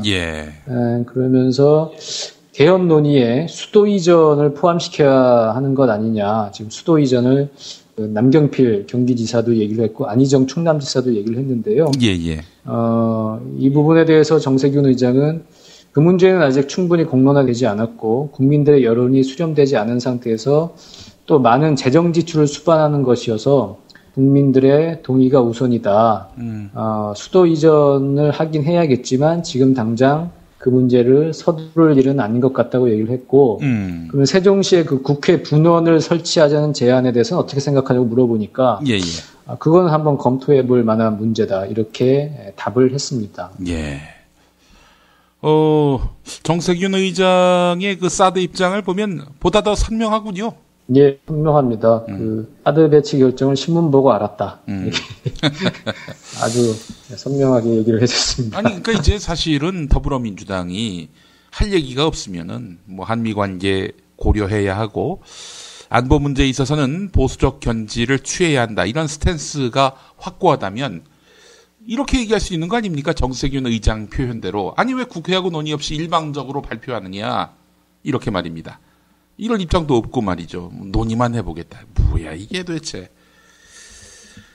아이고 참 점수 많이 깎이겠습니다. 더불어민주당. 이건 간담회를 했는데도 지금 결론을 내리지 못한 걸 보면 참 답답하고, 이 답답하고 이런 우왕좌왕하는 상황이 언제까지 지속이 될지 상당히 좀 걱정스럽습니다. 알겠습니다. 네, 김태규 기자님 오늘 말씀 잘 들었습니다. 예, 감사합니다. 예. 공화국 참치논평 구이동 대양 참치를 맛보지 못한 국민 여러분은 진정한 참치 맛을 보기 위한 강도 높은 중대 조치를 취하실 계획을 표명하시고 곧장 구이동으로 달려오시기 바란다. 참치에 대한 체질적인 거부감과 적개심을 노골적으로 드러내는 분도 구이동 대양 참치에 오시면 추호도 용납할 수 없는 포악무도한 폭식 행위를 자행할 것이다. 구이동 대양 참치. 월요일 참치데이 이벤트, 화요일 참치머리 서비스로 함께합니다. 주차장 걱정 마시고요. 대중교통은 서울 지하철 2호선 구의역 2번 출구에서 5분 거리입니다. 대양 참치 구의점 02-455-8087. 아유, 저 사고 큰데 사람이 많이 다쳤겠어요. 아니, 저 차량은 뭐가 그리 급하다고 과속 운전에 끼어들기까지 하나? 아니, 근데 운전자 보험은 가입했을까? 운전자 보험이요? 저런 인사사고 때에는 상대방한테 형사 합의금을 지불해주는 운전자 보험 말이에요. 변호사 비용도 주고 벌금도 보장해주는 운전자 보험. 아, 자동차 보험에서 보장해주지 않는 대인 합의금을 보장해주는 보험 말이에요?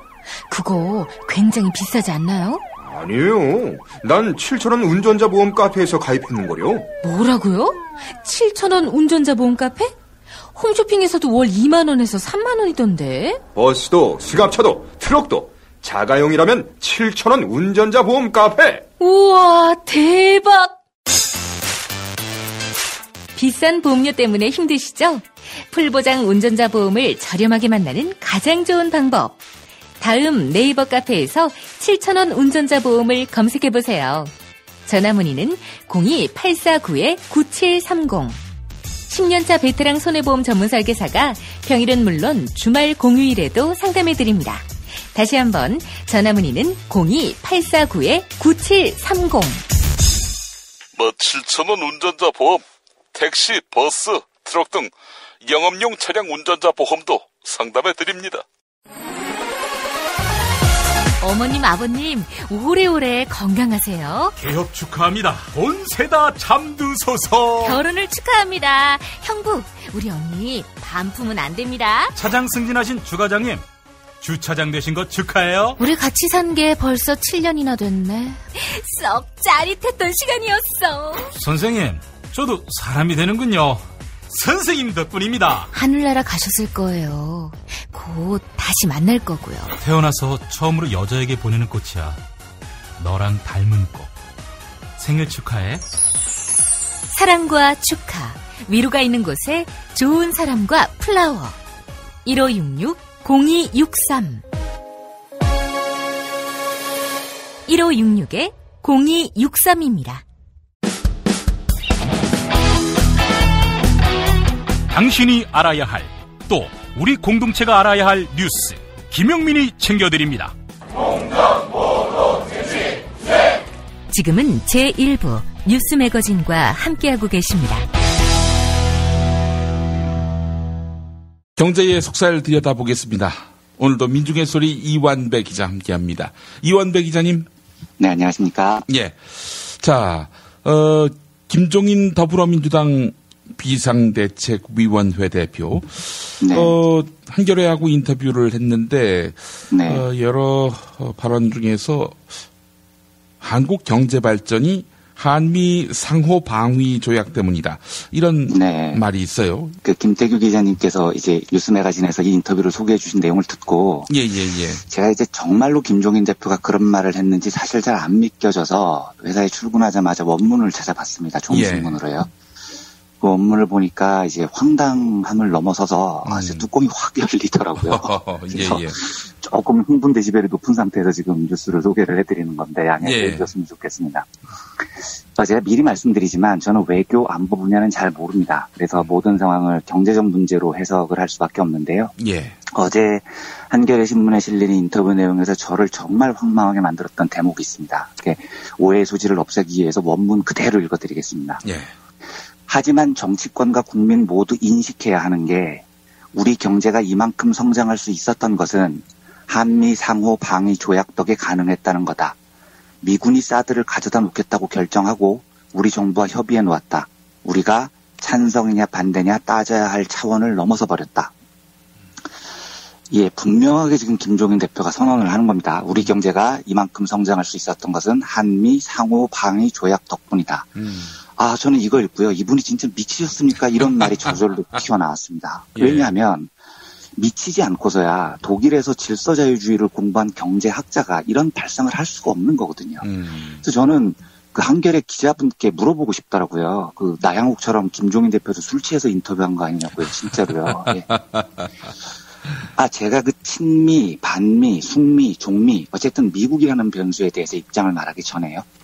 경제학도라면 경제학 원론 시간 제일 첫 시간에 배우는 주제가 있습니다. 경제학 교과서 맨 앞에 경제학의 아버지라 불리는 애덤 스미스를 배웁니다. 그리고 애덤 스미스가 자신의 저서에 국부론이라는 저서에 지금도 회자가 되는 불멸의 명언을 남깁니다. 그게 뭐냐면요. 우리가 저녁 식사를 할 수 있는 건 푸주간 주인이나 땅집 주인, 술집 사장님의 자비 때문이 아니다.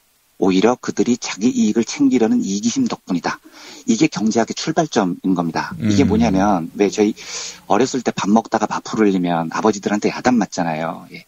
이 쌀한톨 생산하기 위해서 우리 농민들이 얼마나 피땀 흘린 고생을 하던데 뭐 이렇게 야단을 맞지 않습니까? 예. 근데 애덤 스미스는 이러지 말라는 거예요. 왜냐하면 농민들이 우리를 먹이려는 자비심의 쌀을 생산하는 게 아니라는 거죠. 다 자기 이익을 추구하기 위해서 쌀을 생산하는 겁니다. 그러니까 만약에 밥을 먹을 때 농민들에게 감사하자 이 논리라면 자동차 탈 때마다 정몽구한테 감사해야 되고요. TV 볼 때마다 이지용한테 감사를 해야 되는 거거든요. 그게 아니라는 겁니다. 예. 그러니까 자본주의 시장경제 제1원칙은 모두가 이기적으로 산다. 그것이 바람직한 세상을 만든다. 이겁니다. 물론 저는 이 논지에 동의하지 않습니다. 하지만 우리가 TV를 보고 자동차를 타는 게 이재용과 정몽구의 자비심 덕분이 아니라 그들의 이기심 때문에 생긴 현상이라는 스미스의 주장에는 100% 동의합니다. 이건 경제학 박사까지 안 가도요. 어지간한 경제학과 1학년 수업만 들어도 다 아는 사실이에요. 그런데 지금 김종인 박사가 뭐라고 말하느냐. 우리 경제가 이만큼 성장할 수 있었던 것은 한미 상호 방위 조약 덕분이다. 이렇게 말합니다. 예. 경제학을 어디서 배우셨습니까? 이분은요. 독일에서 경제학을 이렇게 배우셨습니까? 전 진짜 이해가 안 가더라고요. 만약에 저는 결코 동의하지 않지만요. 미국과 맺은 한미 상호 방위 조약이 한국 경제에 도움이 됐다. 이렇게 가정을 한다고 하고요. 그러면 우리가 살아가면서 우리가 이만큼 사는 건 다 미국 덕분이에요. 매일마다 이 지랄을 해야 됩니까? 이게 골빈 정치는 그래도 돼요. 그런데 경제학 박사는 이러면 안 됩니다. 미국이 한미 상호 방위 조약을 맺은 건 스미스의 말대로 자비심 때문이 아닙니다. 미국 스스로의 이해관계를 극대화하기 위한 아주 이기적인 선택이었던 거예요. 거기다 대고 왜 감사합니까? 경제학자가요. 김종인 대표는 아침 먹을 때마다 농민한테 감사하고 차 탈 때마다 정봉구한테 감사합니까? 웃기는 이야기인 거죠. 그러니까 이런 사고방식을 가지고 있으니까 결론이 어떻게 나느냐면 미군이 사드를 가져다 놓겠다고 결정하고 우리 정부와 협의해 놓았다. 우리가 찬성이냐 반대냐 따져야 할 차원을 넘어서 버렸다. 이게 우리가 자동차를 타는 건 정몽구 덕분이고 정몽구가 자동차 가격을 1억 원으로 결정하고 정부하고 협의를 했다. 민중들은 찬성이냐 반대냐 따져야 할 차원을 넘어서 버렸다. 이러는 거하고 이게 뭐가 다릅니까? 예. 이분이 지금 제1당 대표가 아니라 식민지 총통 같은 지금 이야기를 하고 있는 거예요. 제가 이제 다음 주제에서도 말씀드리겠지만 민주주의라는 건요. 1인 1표의 원리, 천부인권 사상을 바탕으로 형성이 된 제도입니다. 예. 그렇기 때문에 국가 간 외교에서도 자주외교라는 걸 원칙으로 하는 겁니다. 미국의 한 표건, 한국의 한 표건, 방글라데시의 한 표건 모두 한 표라는 합의가 바로 민주주의의 원리인 거예요. 예. 김종인 대표가 주장하라는 경제민주화도 그런 겁니다. 그런데 이분은 미군이 사드를 가져다 놓겠다고 결정했고 우리 정부하고 협의했다. 우리가 찬성이냐 반대냐 따져야 할 차원이 아니다. 이래버리면 어떻게 되는 겁니까? 이게 정상적인 경제학자의 자세라고 볼 수가 없는 거죠. 예. 이게 제게 옛날 얘기입니다만 5.16 쿠데타의 또 다른 주역 김종필이요. 예. 2015년에 한 언론과의 인터뷰에서 이렇게 말을 한 적이 있습니다. 이순신 장군 동상 뒤편에 경제 공로자 정주영, 이병철 두 분의 동상이 세워졌으면 한다. 언제가 될지 모르지만 배고픔을 모르고 자란 우리 후손들이 그 두 동상 앞에 서서 고마움을 표시하는 모습을 나는 상상한다. 이렇게 말을 했습니다. 예. 이게 좀 심하게 얘기를 하면은요. 이게 지랄 중에서도 가장 뛰어나다는 개지랄이라는 거거든요. 아니 우리 경제 성장이 어떻게 이병철, 정주영 덕이냐고요. 이게 왜 박정희 덕이냐고요. 이게 왜 미국 덕이냐고요. 죽음에 내몰릴 정도의 가혹한 노동을 묵묵히 참고 견디면서 목숨을 바친 노동자 농민 덕분이다. 이러면은 이해가 되지만요. 예. 근데 제가 이런 역사의식을 김종인 대표 보고 가지라는 게 아닙니다. 그런 건 기대 안 하겠습니다. 그게 아니고 경제학자로서 기본적 소양을 갖추라는 겁니다. 한국 경제 발전이 한미 상호 방위 조약 덕분이다. 이 말이 경제학자로서 얼마나 얼척없는 소리라는 것 정도는 알아야 경제학 박사라고 말을 할 수가 있는 겁니다. 예. 제가 이분 인터뷰를 보고요. 경제민주화 물 건너갔구나. 완전히 기대를 접었습니다. 저런 사고방식을 가진 분이 왜 경제민주화를 하겠습니까? 경제민주화라는 게요. 경제 주체 중에 재벌, 노동자 모두 인권의 원칙하에 1인 1표를 행사한다. 이게 민주주의 원칙인 거예요. 이게 경제민주화입니다. 그런데 김종인 대표 머리에는 100표의 표가 있으면 그중에 재벌 한 표, 노동자 한 표, 미국이 98표 이런 겁니다. 이게 어떻게 경제민주화가 되겠습니까? 예. 절대 안 되는 거죠. 아무튼 저는 이번 인터뷰로 경제학자 김종인에게 가지고 있었던 일말의 기대까지 완전히 저는 접었습니다. 저는 이분이 경제민주화는 잘하는데 안보는 보수적이다. 이 말에 앞으로 결단코 동의하지 않을 겁니다. 저런 사고방식으로는요. 경제민주화도 말아먹을 겁니다. 제가 이게 참 정치 쪽 얘기라서 그런데요. 저는 더민주가 지금 잘못된 길을 걷고 있다고 생각을 합니다. 아주 잘못된 길을 가고 있어요. 국민들이 바로 돌아오라고 호소할 때 그때 돌아와야 됩니다. 계속 이런 식이면은요. 더민주가 경제민주화를 달성하겠다고 공약을 내세울 때 누가 믿어주겠습니까? 제발 부디 상식의 세계로 제1야당이 빨리 돌아오기를 간절히 호소하는 마음입니다. 저는 처음부터 김종인 대표의 하여간 내세우고 있는 모든 정치 논리가 정상을 이탈했다고 봐요. 예. 정상을 이탈했다고 저는 보았습니다. 네. 저는 뒤늦게 깨달았습니다. 근데 민주화 좋아하시는 분이 어떻게 미국에 대해서는 그 모든 논리에 우월한 차별된 그런 발상을 하고 있는 건지 참 암담하고 착잡하기 이를 데가 없습니다. 네, 이해가 안 됩니다. 네. 예. 자, 다음 이야기 해보도록 하겠습니다. 나향욱 교육부 기획관. 네, 이 사람이 결국 파면이 됐군요. 네, 그렇습니다. 예. 그리고 개돼지 발언. 네. 정말 우리 사회가 신분제 국가였구나. 보이지 않는 신분제 국가였구나. 네, 그것을 일깨워준 주인공인데, 예. 이거 어떻게 보셨는지 궁금했어요. 네. 우선 이제 어제 파면이 되셨죠? 그래서 이분도 이제 개돼지의 세계로 들어오셨는데요. 예. 일단 환영합니다. 예. 웰컴 투 개돼지 월드. 개돼지 세계로 오신 걸 저는 진심으로, 이 농담이 아니고요. 진심으로 두 팔 벌려서 환영을 합니다. 예. 이 신문제를 강화하자는 나향욱 씨 발언이요. 제가 이제 다시 이 경제의 속살에서 소개를 드리는 이유는요. 저는 그 사람의 발언이 한국 사회에 대한 매우 중요한 진실을 담고 있다고 생각을 합니다. 예. 먼저 이제 이 이야기를 하기에 앞서서 제가 일화를 한 가지 소개를 해드릴 텐데요. 요걸 조금 기억해 주시고 들어주시면 좋을 것 같습니다. 예. 삼성 창업자 이병철이요. 그 청년 시절에 도박꾼이었습니다. 그래서 돈은 많고 할 일이 없었죠. 그러니까 이제 20살 간 넘겼을 때 이 청년 이병철이 골패라는 도박에 빠집니다. 그래서 뭐 허구한 날 골패에 날밤을 새거든요. 그러다가 이제 사업을 해야겠다고 결심을 하고 아버지한테 사업 자금을 대주세요 이렇게 부탁을 합니다. 그러니까 아버지가 그 당시로는 어마어마한 천석 지주였거든요. 농지개혁 직전에 한국에서 1000석 이상을 소유한 대지주는 905명 뿐이었습니다. 그러니까 이병철 집안은 굉장히 큰 지주였던 거죠. 예. 그때 그 이병철 아버지가 이렇게 얘기를 합니다. 어차피 너한테 한 300석 정도를 물려줄 참이었다. 이러면서 선선히 초기 투자금을 내주죠. 그래서 이병철이 정미소를 차렸다가 한번 말아먹고요. 이제 운수업에서 성공을 거둡니다. 예. 그래서 돈을 좀 모은 거죠. 이 돈을 좀 모은 다음에 이병철이 세운 황당한 계획이 있습니다. 이 계획이 뭐냐면 김해평야에서 경작이 가능한 모든 전답을 한 평도 남기지 않고 모조리 매입하겠다.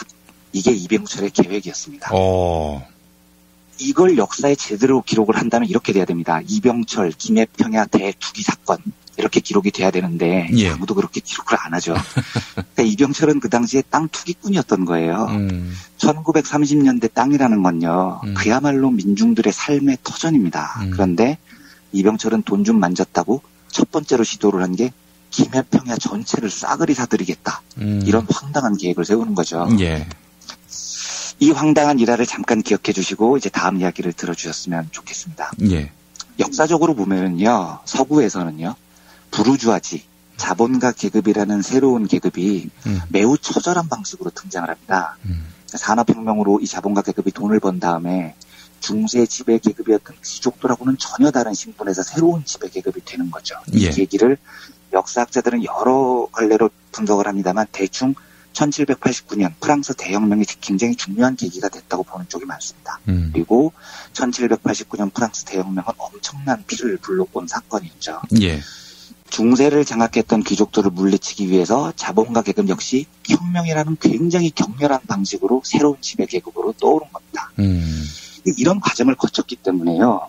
서구 자본주의에서는 시민의 권리, 1인 1표, 민주적 권리 이게 굉장히 보편적으로 받아들여집니다. 예. 왜냐하면 자본가가 신흥 지배 계급이었기 때문이에요. 그러니까 이 사람들은 원래부터 지배 계급이 아니었습니다. 그리고 중세 귀족들을 깨부수기 위해서 권좌에 오르는 과정이 혁명이었고요.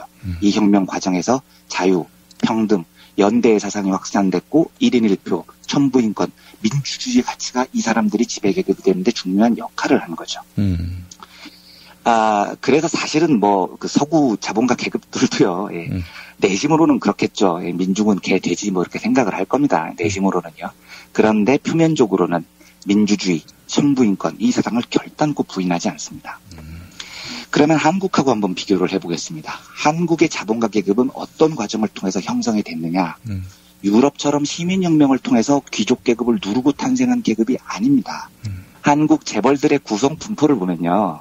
정주영 정도를 빼고 나면 90% 이상이 조선시대부터 이어져온 지주 출신들입니다. 태생 자체가 중세 봉건 귀족들인 거예요. 이게 좀 다른 얘기지만, 그 의령 남강에 전설이 하나 있다고 해요. 그 정암의 솥바위라는 게 있는데, 그걸 중심으로 반경 30리 이내에 큰 부자 3명이 난다는 전설이 있다는 겁니다. 이게 누구냐면, 이병철, LG그룹 창업주 구인회, 효성그룹 창업주 조홍재, 이 사람의 그 전설의 부자 3명이라는 거죠. 근데 이 전설이 말하는 게 뭐냐면 이 3명 다 전부 남강을 중심으로 한 천석지기 지주들이었다는 겁니다. 얘들이 땅 팔아서 사업하고 일제간 남기고 간 척산 싹 가로채서 새로운 지배계급이 된 거죠. 그러니까 정확히 말하면 얘들은 새로운 지배계급이 아닌 겁니다.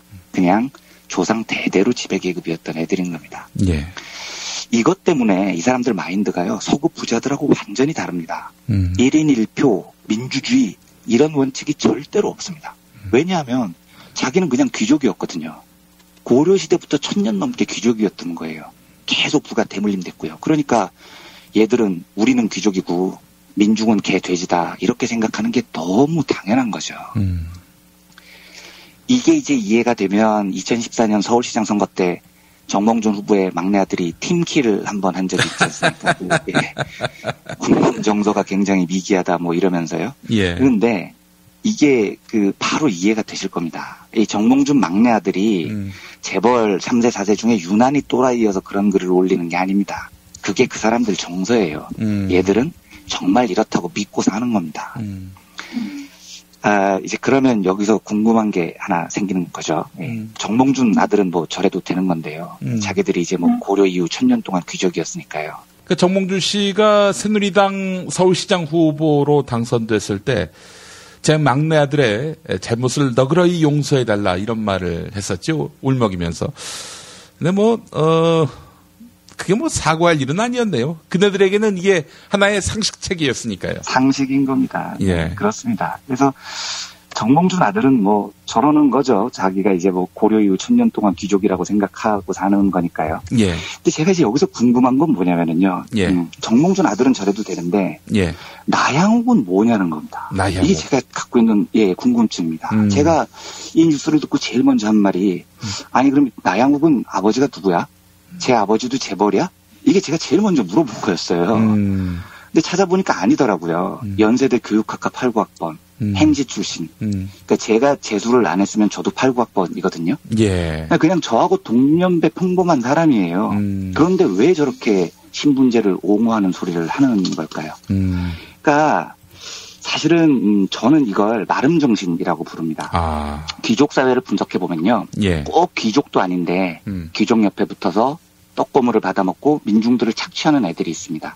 이게 조선시대 봉건사회를 보면 마름이라는 직책이에요. 예. 마름도 똑같은 민중입니다. 그들 입장에서 보면 개 돼지죠. 그런데 이 마름은 귀족이 흘리는 떡고물을 받아먹으면서 자기는 돼지가 아니라고 착각을 합니다. 한마디로 요약하면 멍청한 개 돼지가 돼버리는 겁니다. 예. 제가 모교 이야기를 해서 좀 그런데요. 제가 보통 이러한 멍청한 개 돼지들의 출신들을 보면요. 참 안타깝게도 서울대 출신들이 많습니다. 연고대 출신들 좀 끼어 있고요. 예. 그래서 제가 대학 동문들 자리에 거의 안 나가는데 이유가 그겁니다. 자기들이 귀족에 낀 줄 알아요. 그리고 계속해서 민중들을 욕합니다. 괴 돼지라고요. 근데 제가 보기엔 자기들도 여전히 그냥 마름 개돼지 부류이거든요. 예. 진짜 한심한 거죠. 제가 장담합니다. 나양욱 씨하고 비슷한 생각을 가진 마름 여러분. 아무리 귀족들 밑에서 귀족들 물고 빨아도요. 귀족들이 그 자리를 당신들 마름들한테 내주지 않습니다. 당신들은 절대로 귀족들이 되지 못합니다. 그게 신분사회입니다. 한국의 귀족들은 1000년 넘게 그 자리를 지켜온 애들입니다. 그 자리를 공짜로 내주겠습니까? 예. 유럽에서도 프랑스 대혁명이라는 피해 혁명 끝에 자리를 내려온 애들인데요. 그래서 제가 얼마 전 말씀드렸던 박노자 선생님께서 하신 말씀대로 우리가 현실을 솔직하게 인정해야 됩니다. 그리고 욕을 하고 싸울 의지를 보여야죠. 연대를 하는 겁니다. 개돼지 취급을 받는 사람들이 모여서 우리는 사실 개돼지가 아니라 사람이다. 우리도 행복하게 살 권리가 있다. 예. 우리에게도 1인 1표의 민주적인 권한이 있다. 이렇게 함께 외쳐야 되는 겁니다. 그래서 저는 처음 드렸던 말이 농담이 아니었습니다. 아무튼 저는 나양욱 씨가 엄청난 착각을 뜻밖의 계기로 털어내고 빨리 제자리를 찾아오신 것에 대해서 진짜 비아냥이 아니고 진심으로 환영합니다. 예. 그리고 개돼지 취급받는 사람들의 현실을 겪어보시면 아마 나양욱 씨도 함께 싸우고 싶은 생각이 들 겁니다. 그래서 나양욱 씨가 제대로 짚은 한국의 신분제 사회, 이 사회를 깨는 시민혁명이 하루빨리 이루어졌으면 하는 간절한 소망으로 이 뉴스를 다시 한번 짚어봤습니다. 예. 우리 이완배 기자님 말씀과 제가 유사한 페이스북 글을 올렸습니다. 아, 그러셨나요? 제가 제 글입니다만은 한번 잠깐 읽어보도록 하겠습니다. 나향욱 님의 민중은 개, 돼지 발언은 권력과 자본 등으로부터 개, 돼지 취급받았지만 그런 이야기를 직접 듣지는 못해서 그런 것 같지만서도 긴가민가했던 민중으로 하여금 있는 자, 가진 자, 쥔 자의 본질을 유감없이 잃게 만들었습니다. 당신을 향한 지금의 분노가 어찌 100% 당신 몫이기만 하겠습니까? 지금은 그 말을 해서 파면당하게 됐군요. 근데요, 청와대에 있는 과도한 복지의 전형부터 시작해서 여의도와 한남동, 성북동, 강남에 또아리를 튼 사람들은 그 말을 해도 그 직과 그 쩐과 그 권, 권력을 잃지 않을 것입니다. 나아가 민중을 때리고 죽여도 권력과 그 존엄함은 변치 않을 것입니다. 고로 나향욱 씨 백도 민중 즉 개돼지였음이 드러났습니다. 1%가 되기 위해 애쓰지 말고 99%와 1%가 평등한 세상이 되도록 애씁시다. 뭐 이런 내용을 썼습니다. 예. 정말 100% 저하고 같은 생각이신 겁니다. 네. 감사합니다. 예. 정말 저야말로 감사합니다. 제가 여기서 진짜 하고 싶은 얘기는 뭐냐면은, 나향욱 당신이기 때문에 욕을 먹는 거지. 이를테면은 이재용, 뭐 이런 사람이 민중은 개, 돼지다. 우리 사회는 용서해줄 준비가 돼 있지 않습니까? 그럼요. 예, 그럼요. 예. 예. 정몽준 씨가 아직도 정치인하고 있는데요. 예. 네. 그 뭐 또 실언이었다 이러면서 대충 네. 또 언론 플레이 하고요. 예. 네. 나향욱 씨는 개, 돼지이기 때문에 이렇게 욕을 먹는 겁니다. 예. 그렇습니다. 평등의 전사로 거듭나는, 기왕에 또 이름이 알려졌으니까, 예. 그러니까요, 예. 평등의 전사로 거듭나게 된다면은, 새로운 또 인생의 반전의 계기를 만들 수 있지 않을까 하는 그런 생각을 또 저도 그렇게 생각합니다. 됐습니다. 예. 네. 개, 돼지들끼리 뭉쳐야죠. 어떡하겠습니까? 그렇습니다. 네, 오늘도 민중의 소리 이완배 기자님 함께 했습니다. 수고 많으셨습니다. 예, 감사합니다. 예. 여러분 안녕하세요. 민중의 소리 아나운서 정혜림입니다. 이 어묵한 여왕님 치하에서 다들 잘 견디고 계시죠?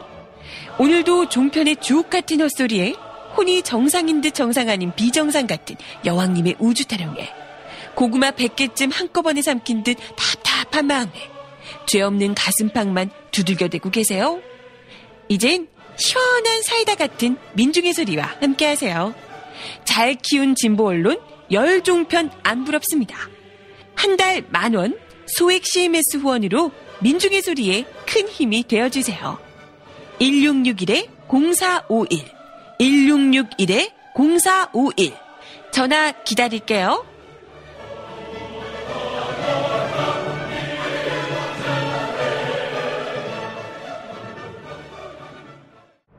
지금처럼 사는 게 싫습니까?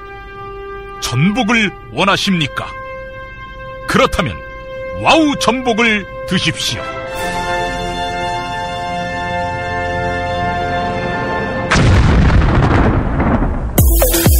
와우! 전복을 먹으면 입맛 잃고 무기력했던 삶이 전복되고 시름시름하던 몸 상태가 전복됩니다. 답답하십니까? 전복하세요. 100% 완도에서 잡은 전복 중에 전복. 와우 전복. 한 번 맛보면 또 찾게 되는 와우 전복. 네이버에서 와우 전복, 와우 전복을 입력하세요. 전화번호는 010-2443-0818. 6살 하늘이 밥을 잘 안 먹어요. 엄마, 나 이거 맛이 없어요. 그만 먹을래요. 엄마의 걱정은 점점 더해가는데요. 그런데 이때 택배입니다. 연지연 곰탕이 배달됐어요.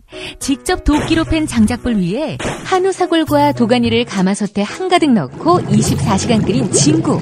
연지연 곰탕이 하늘이 입에 들어가는 순간 맛있다. 엄마 한 그릇 더 주세요. 하늘이의 밥도둑 연지연 곰탕. 조미료 같은 첨가물이 전혀 들어가지 않아 엄마의 기쁨은 더하답니다. 연지연 곰탕은 강화군에서 김포시 방향으로 강화대교 건너자마자 있습니다. 한우 사골로 정성껏 구워 만든 연지연 곰탕. 한 그릇에 8,000원입니다. 7팩 이상 무료 배송합니다. 주문 전화는 010-7252-1114 010-7252-1114. 제주에서 친구랑 재미있게 놀고 싶은데 문자당에 물어봐. 원룸 구할 때 주의할 점? 문자당에 물어봐. 수술 입원 후에 보험금 받았나 확인은? 문자당에 물어봐. 친환경 유기농 농산물 어디서? 문자당에 물어봐.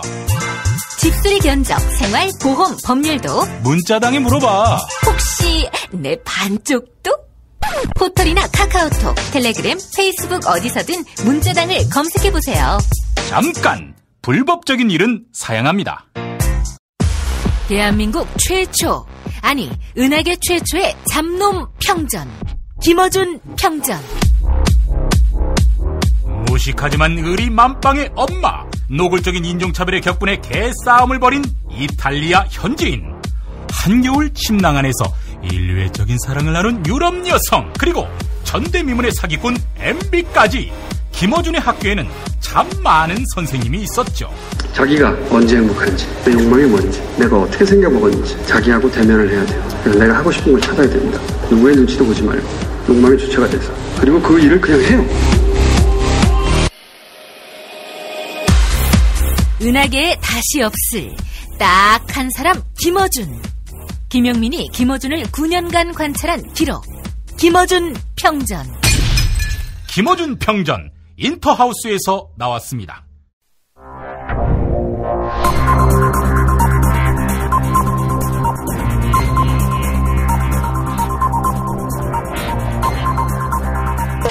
공화국 논평. 아버지 박정희 동지의 역사와 족적, 심지어 숨결까지 남아있는 일본 자위대. 영어로 마스터베이션 아미. 순 우리말로 딸딸이 포졸들의 창설 행사를 축복하시는 박근혜 동지께서는 이 행사를 막기 위해 현장에 나타나서 사실상 똥을 뿌린 사람들에 대한 강도 높은 국가적 중대 조치를 취하실 계획을 표명하시고 구체적인 공격 방침을 제시하시었다. 경애하는 박근혜 동지의 단호한 결심은 지금 시대가 글로벌하고 크리에이티브한 타이밍인데 이 같은 시대에 민족주의에 갇혀버려서 시대의 미아가 돼버린 자들에 대한 강력한 응징의 의지다. 어느 나라든 군대 창설일이 있고 우리에게는 국군의 날이 그러한데 각 나라에서 자기 나라 군대 창설일을 기념하는 행사를 연다고 하는데 그것을 막을 이유가 무엇이란 말인가?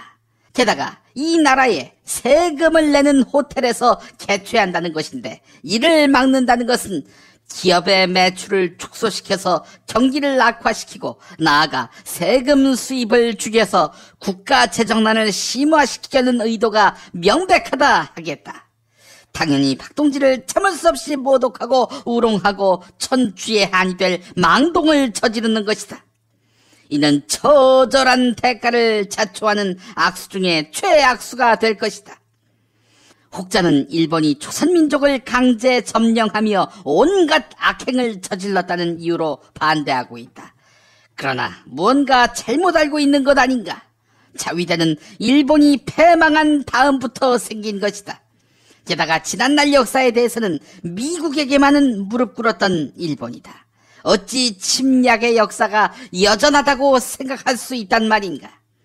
또 다른 사람은 여전히 일본이 군국주의의 망령을 버리지 않았다고 말하고 있는데 망령이 있는지 없는지 그 머릿속에 들어가 보지 않고서 어찌 안단 말인가?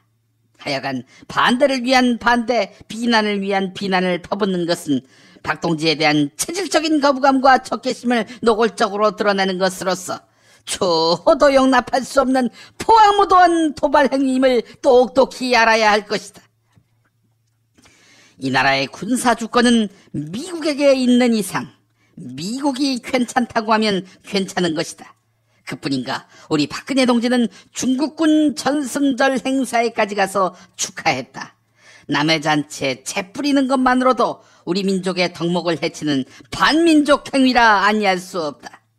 그리고 박근혜 동지가 일본 군인의 딸인데 박동지가 지배하는 나라에서 일본군 행사를 연다고 하는데 이를 막아선다면 2012년 12월 당선을 부정하는 것으로서 선거 불복을 의심하지 않을 수 없는 불충과 반역의 본보기 그대로다.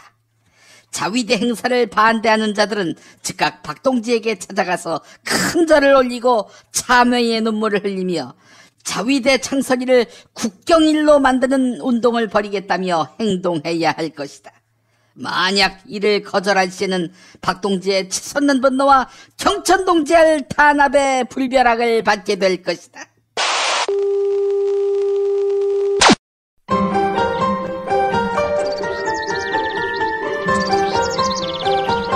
오늘의 날씨. 내일은 장마전선이 남하하면서 또다시 전국에 찜통더위가 찾아오겠습니다. 내일 낮 기온은 서울, 대구 32도, 대전 31도, 전주 30도 등으로 오늘보다 2도에서 3도 높겠습니다. 장마전선은 모레까지 남해에서 소강 상태를 보이다가 금요일부터 다시 북상해 전국에 다소 많은 비를 뿌릴 전망입니다. 네. 장마철에 날씨 소개해드리고 있는데 이게 잘 맞지 않습니다. 네, 여러분 감안하십시오. 오늘 마무리는 제가 페이스북에 올린 글로 대신하겠습니다. 이재용 삼성전자 부회장을 비유의 대상으로 삼아서 매우 미안합니다만, 만약 이재용 씨가 이 나라 민중은 개, 돼지다 이렇게 발언했다면 어떻게 될까요?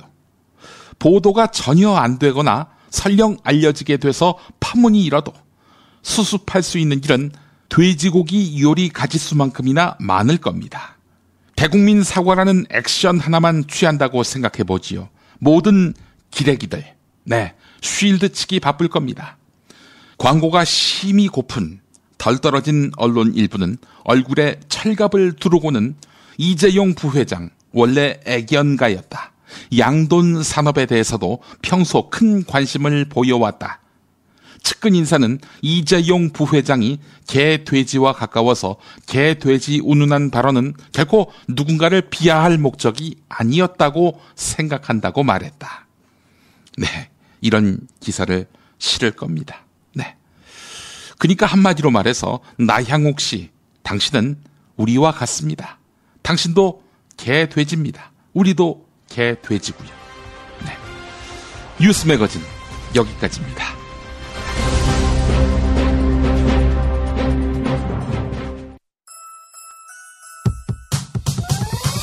이번 방송 괜찮았나요? 작별의 여운 이렇게 표시해주세요. 다운로드하기, 댓글 달기, 구독하기, 별점 주기. 더 좋은 방송 만들어달라는 약속 이렇게 응원해주세요. 다운로드하기, 댓글 달기, 구독하기, 별점 주기. 기억하셨죠? 다운로드하기, 댓글 달기, 구독하기, 별점 주기.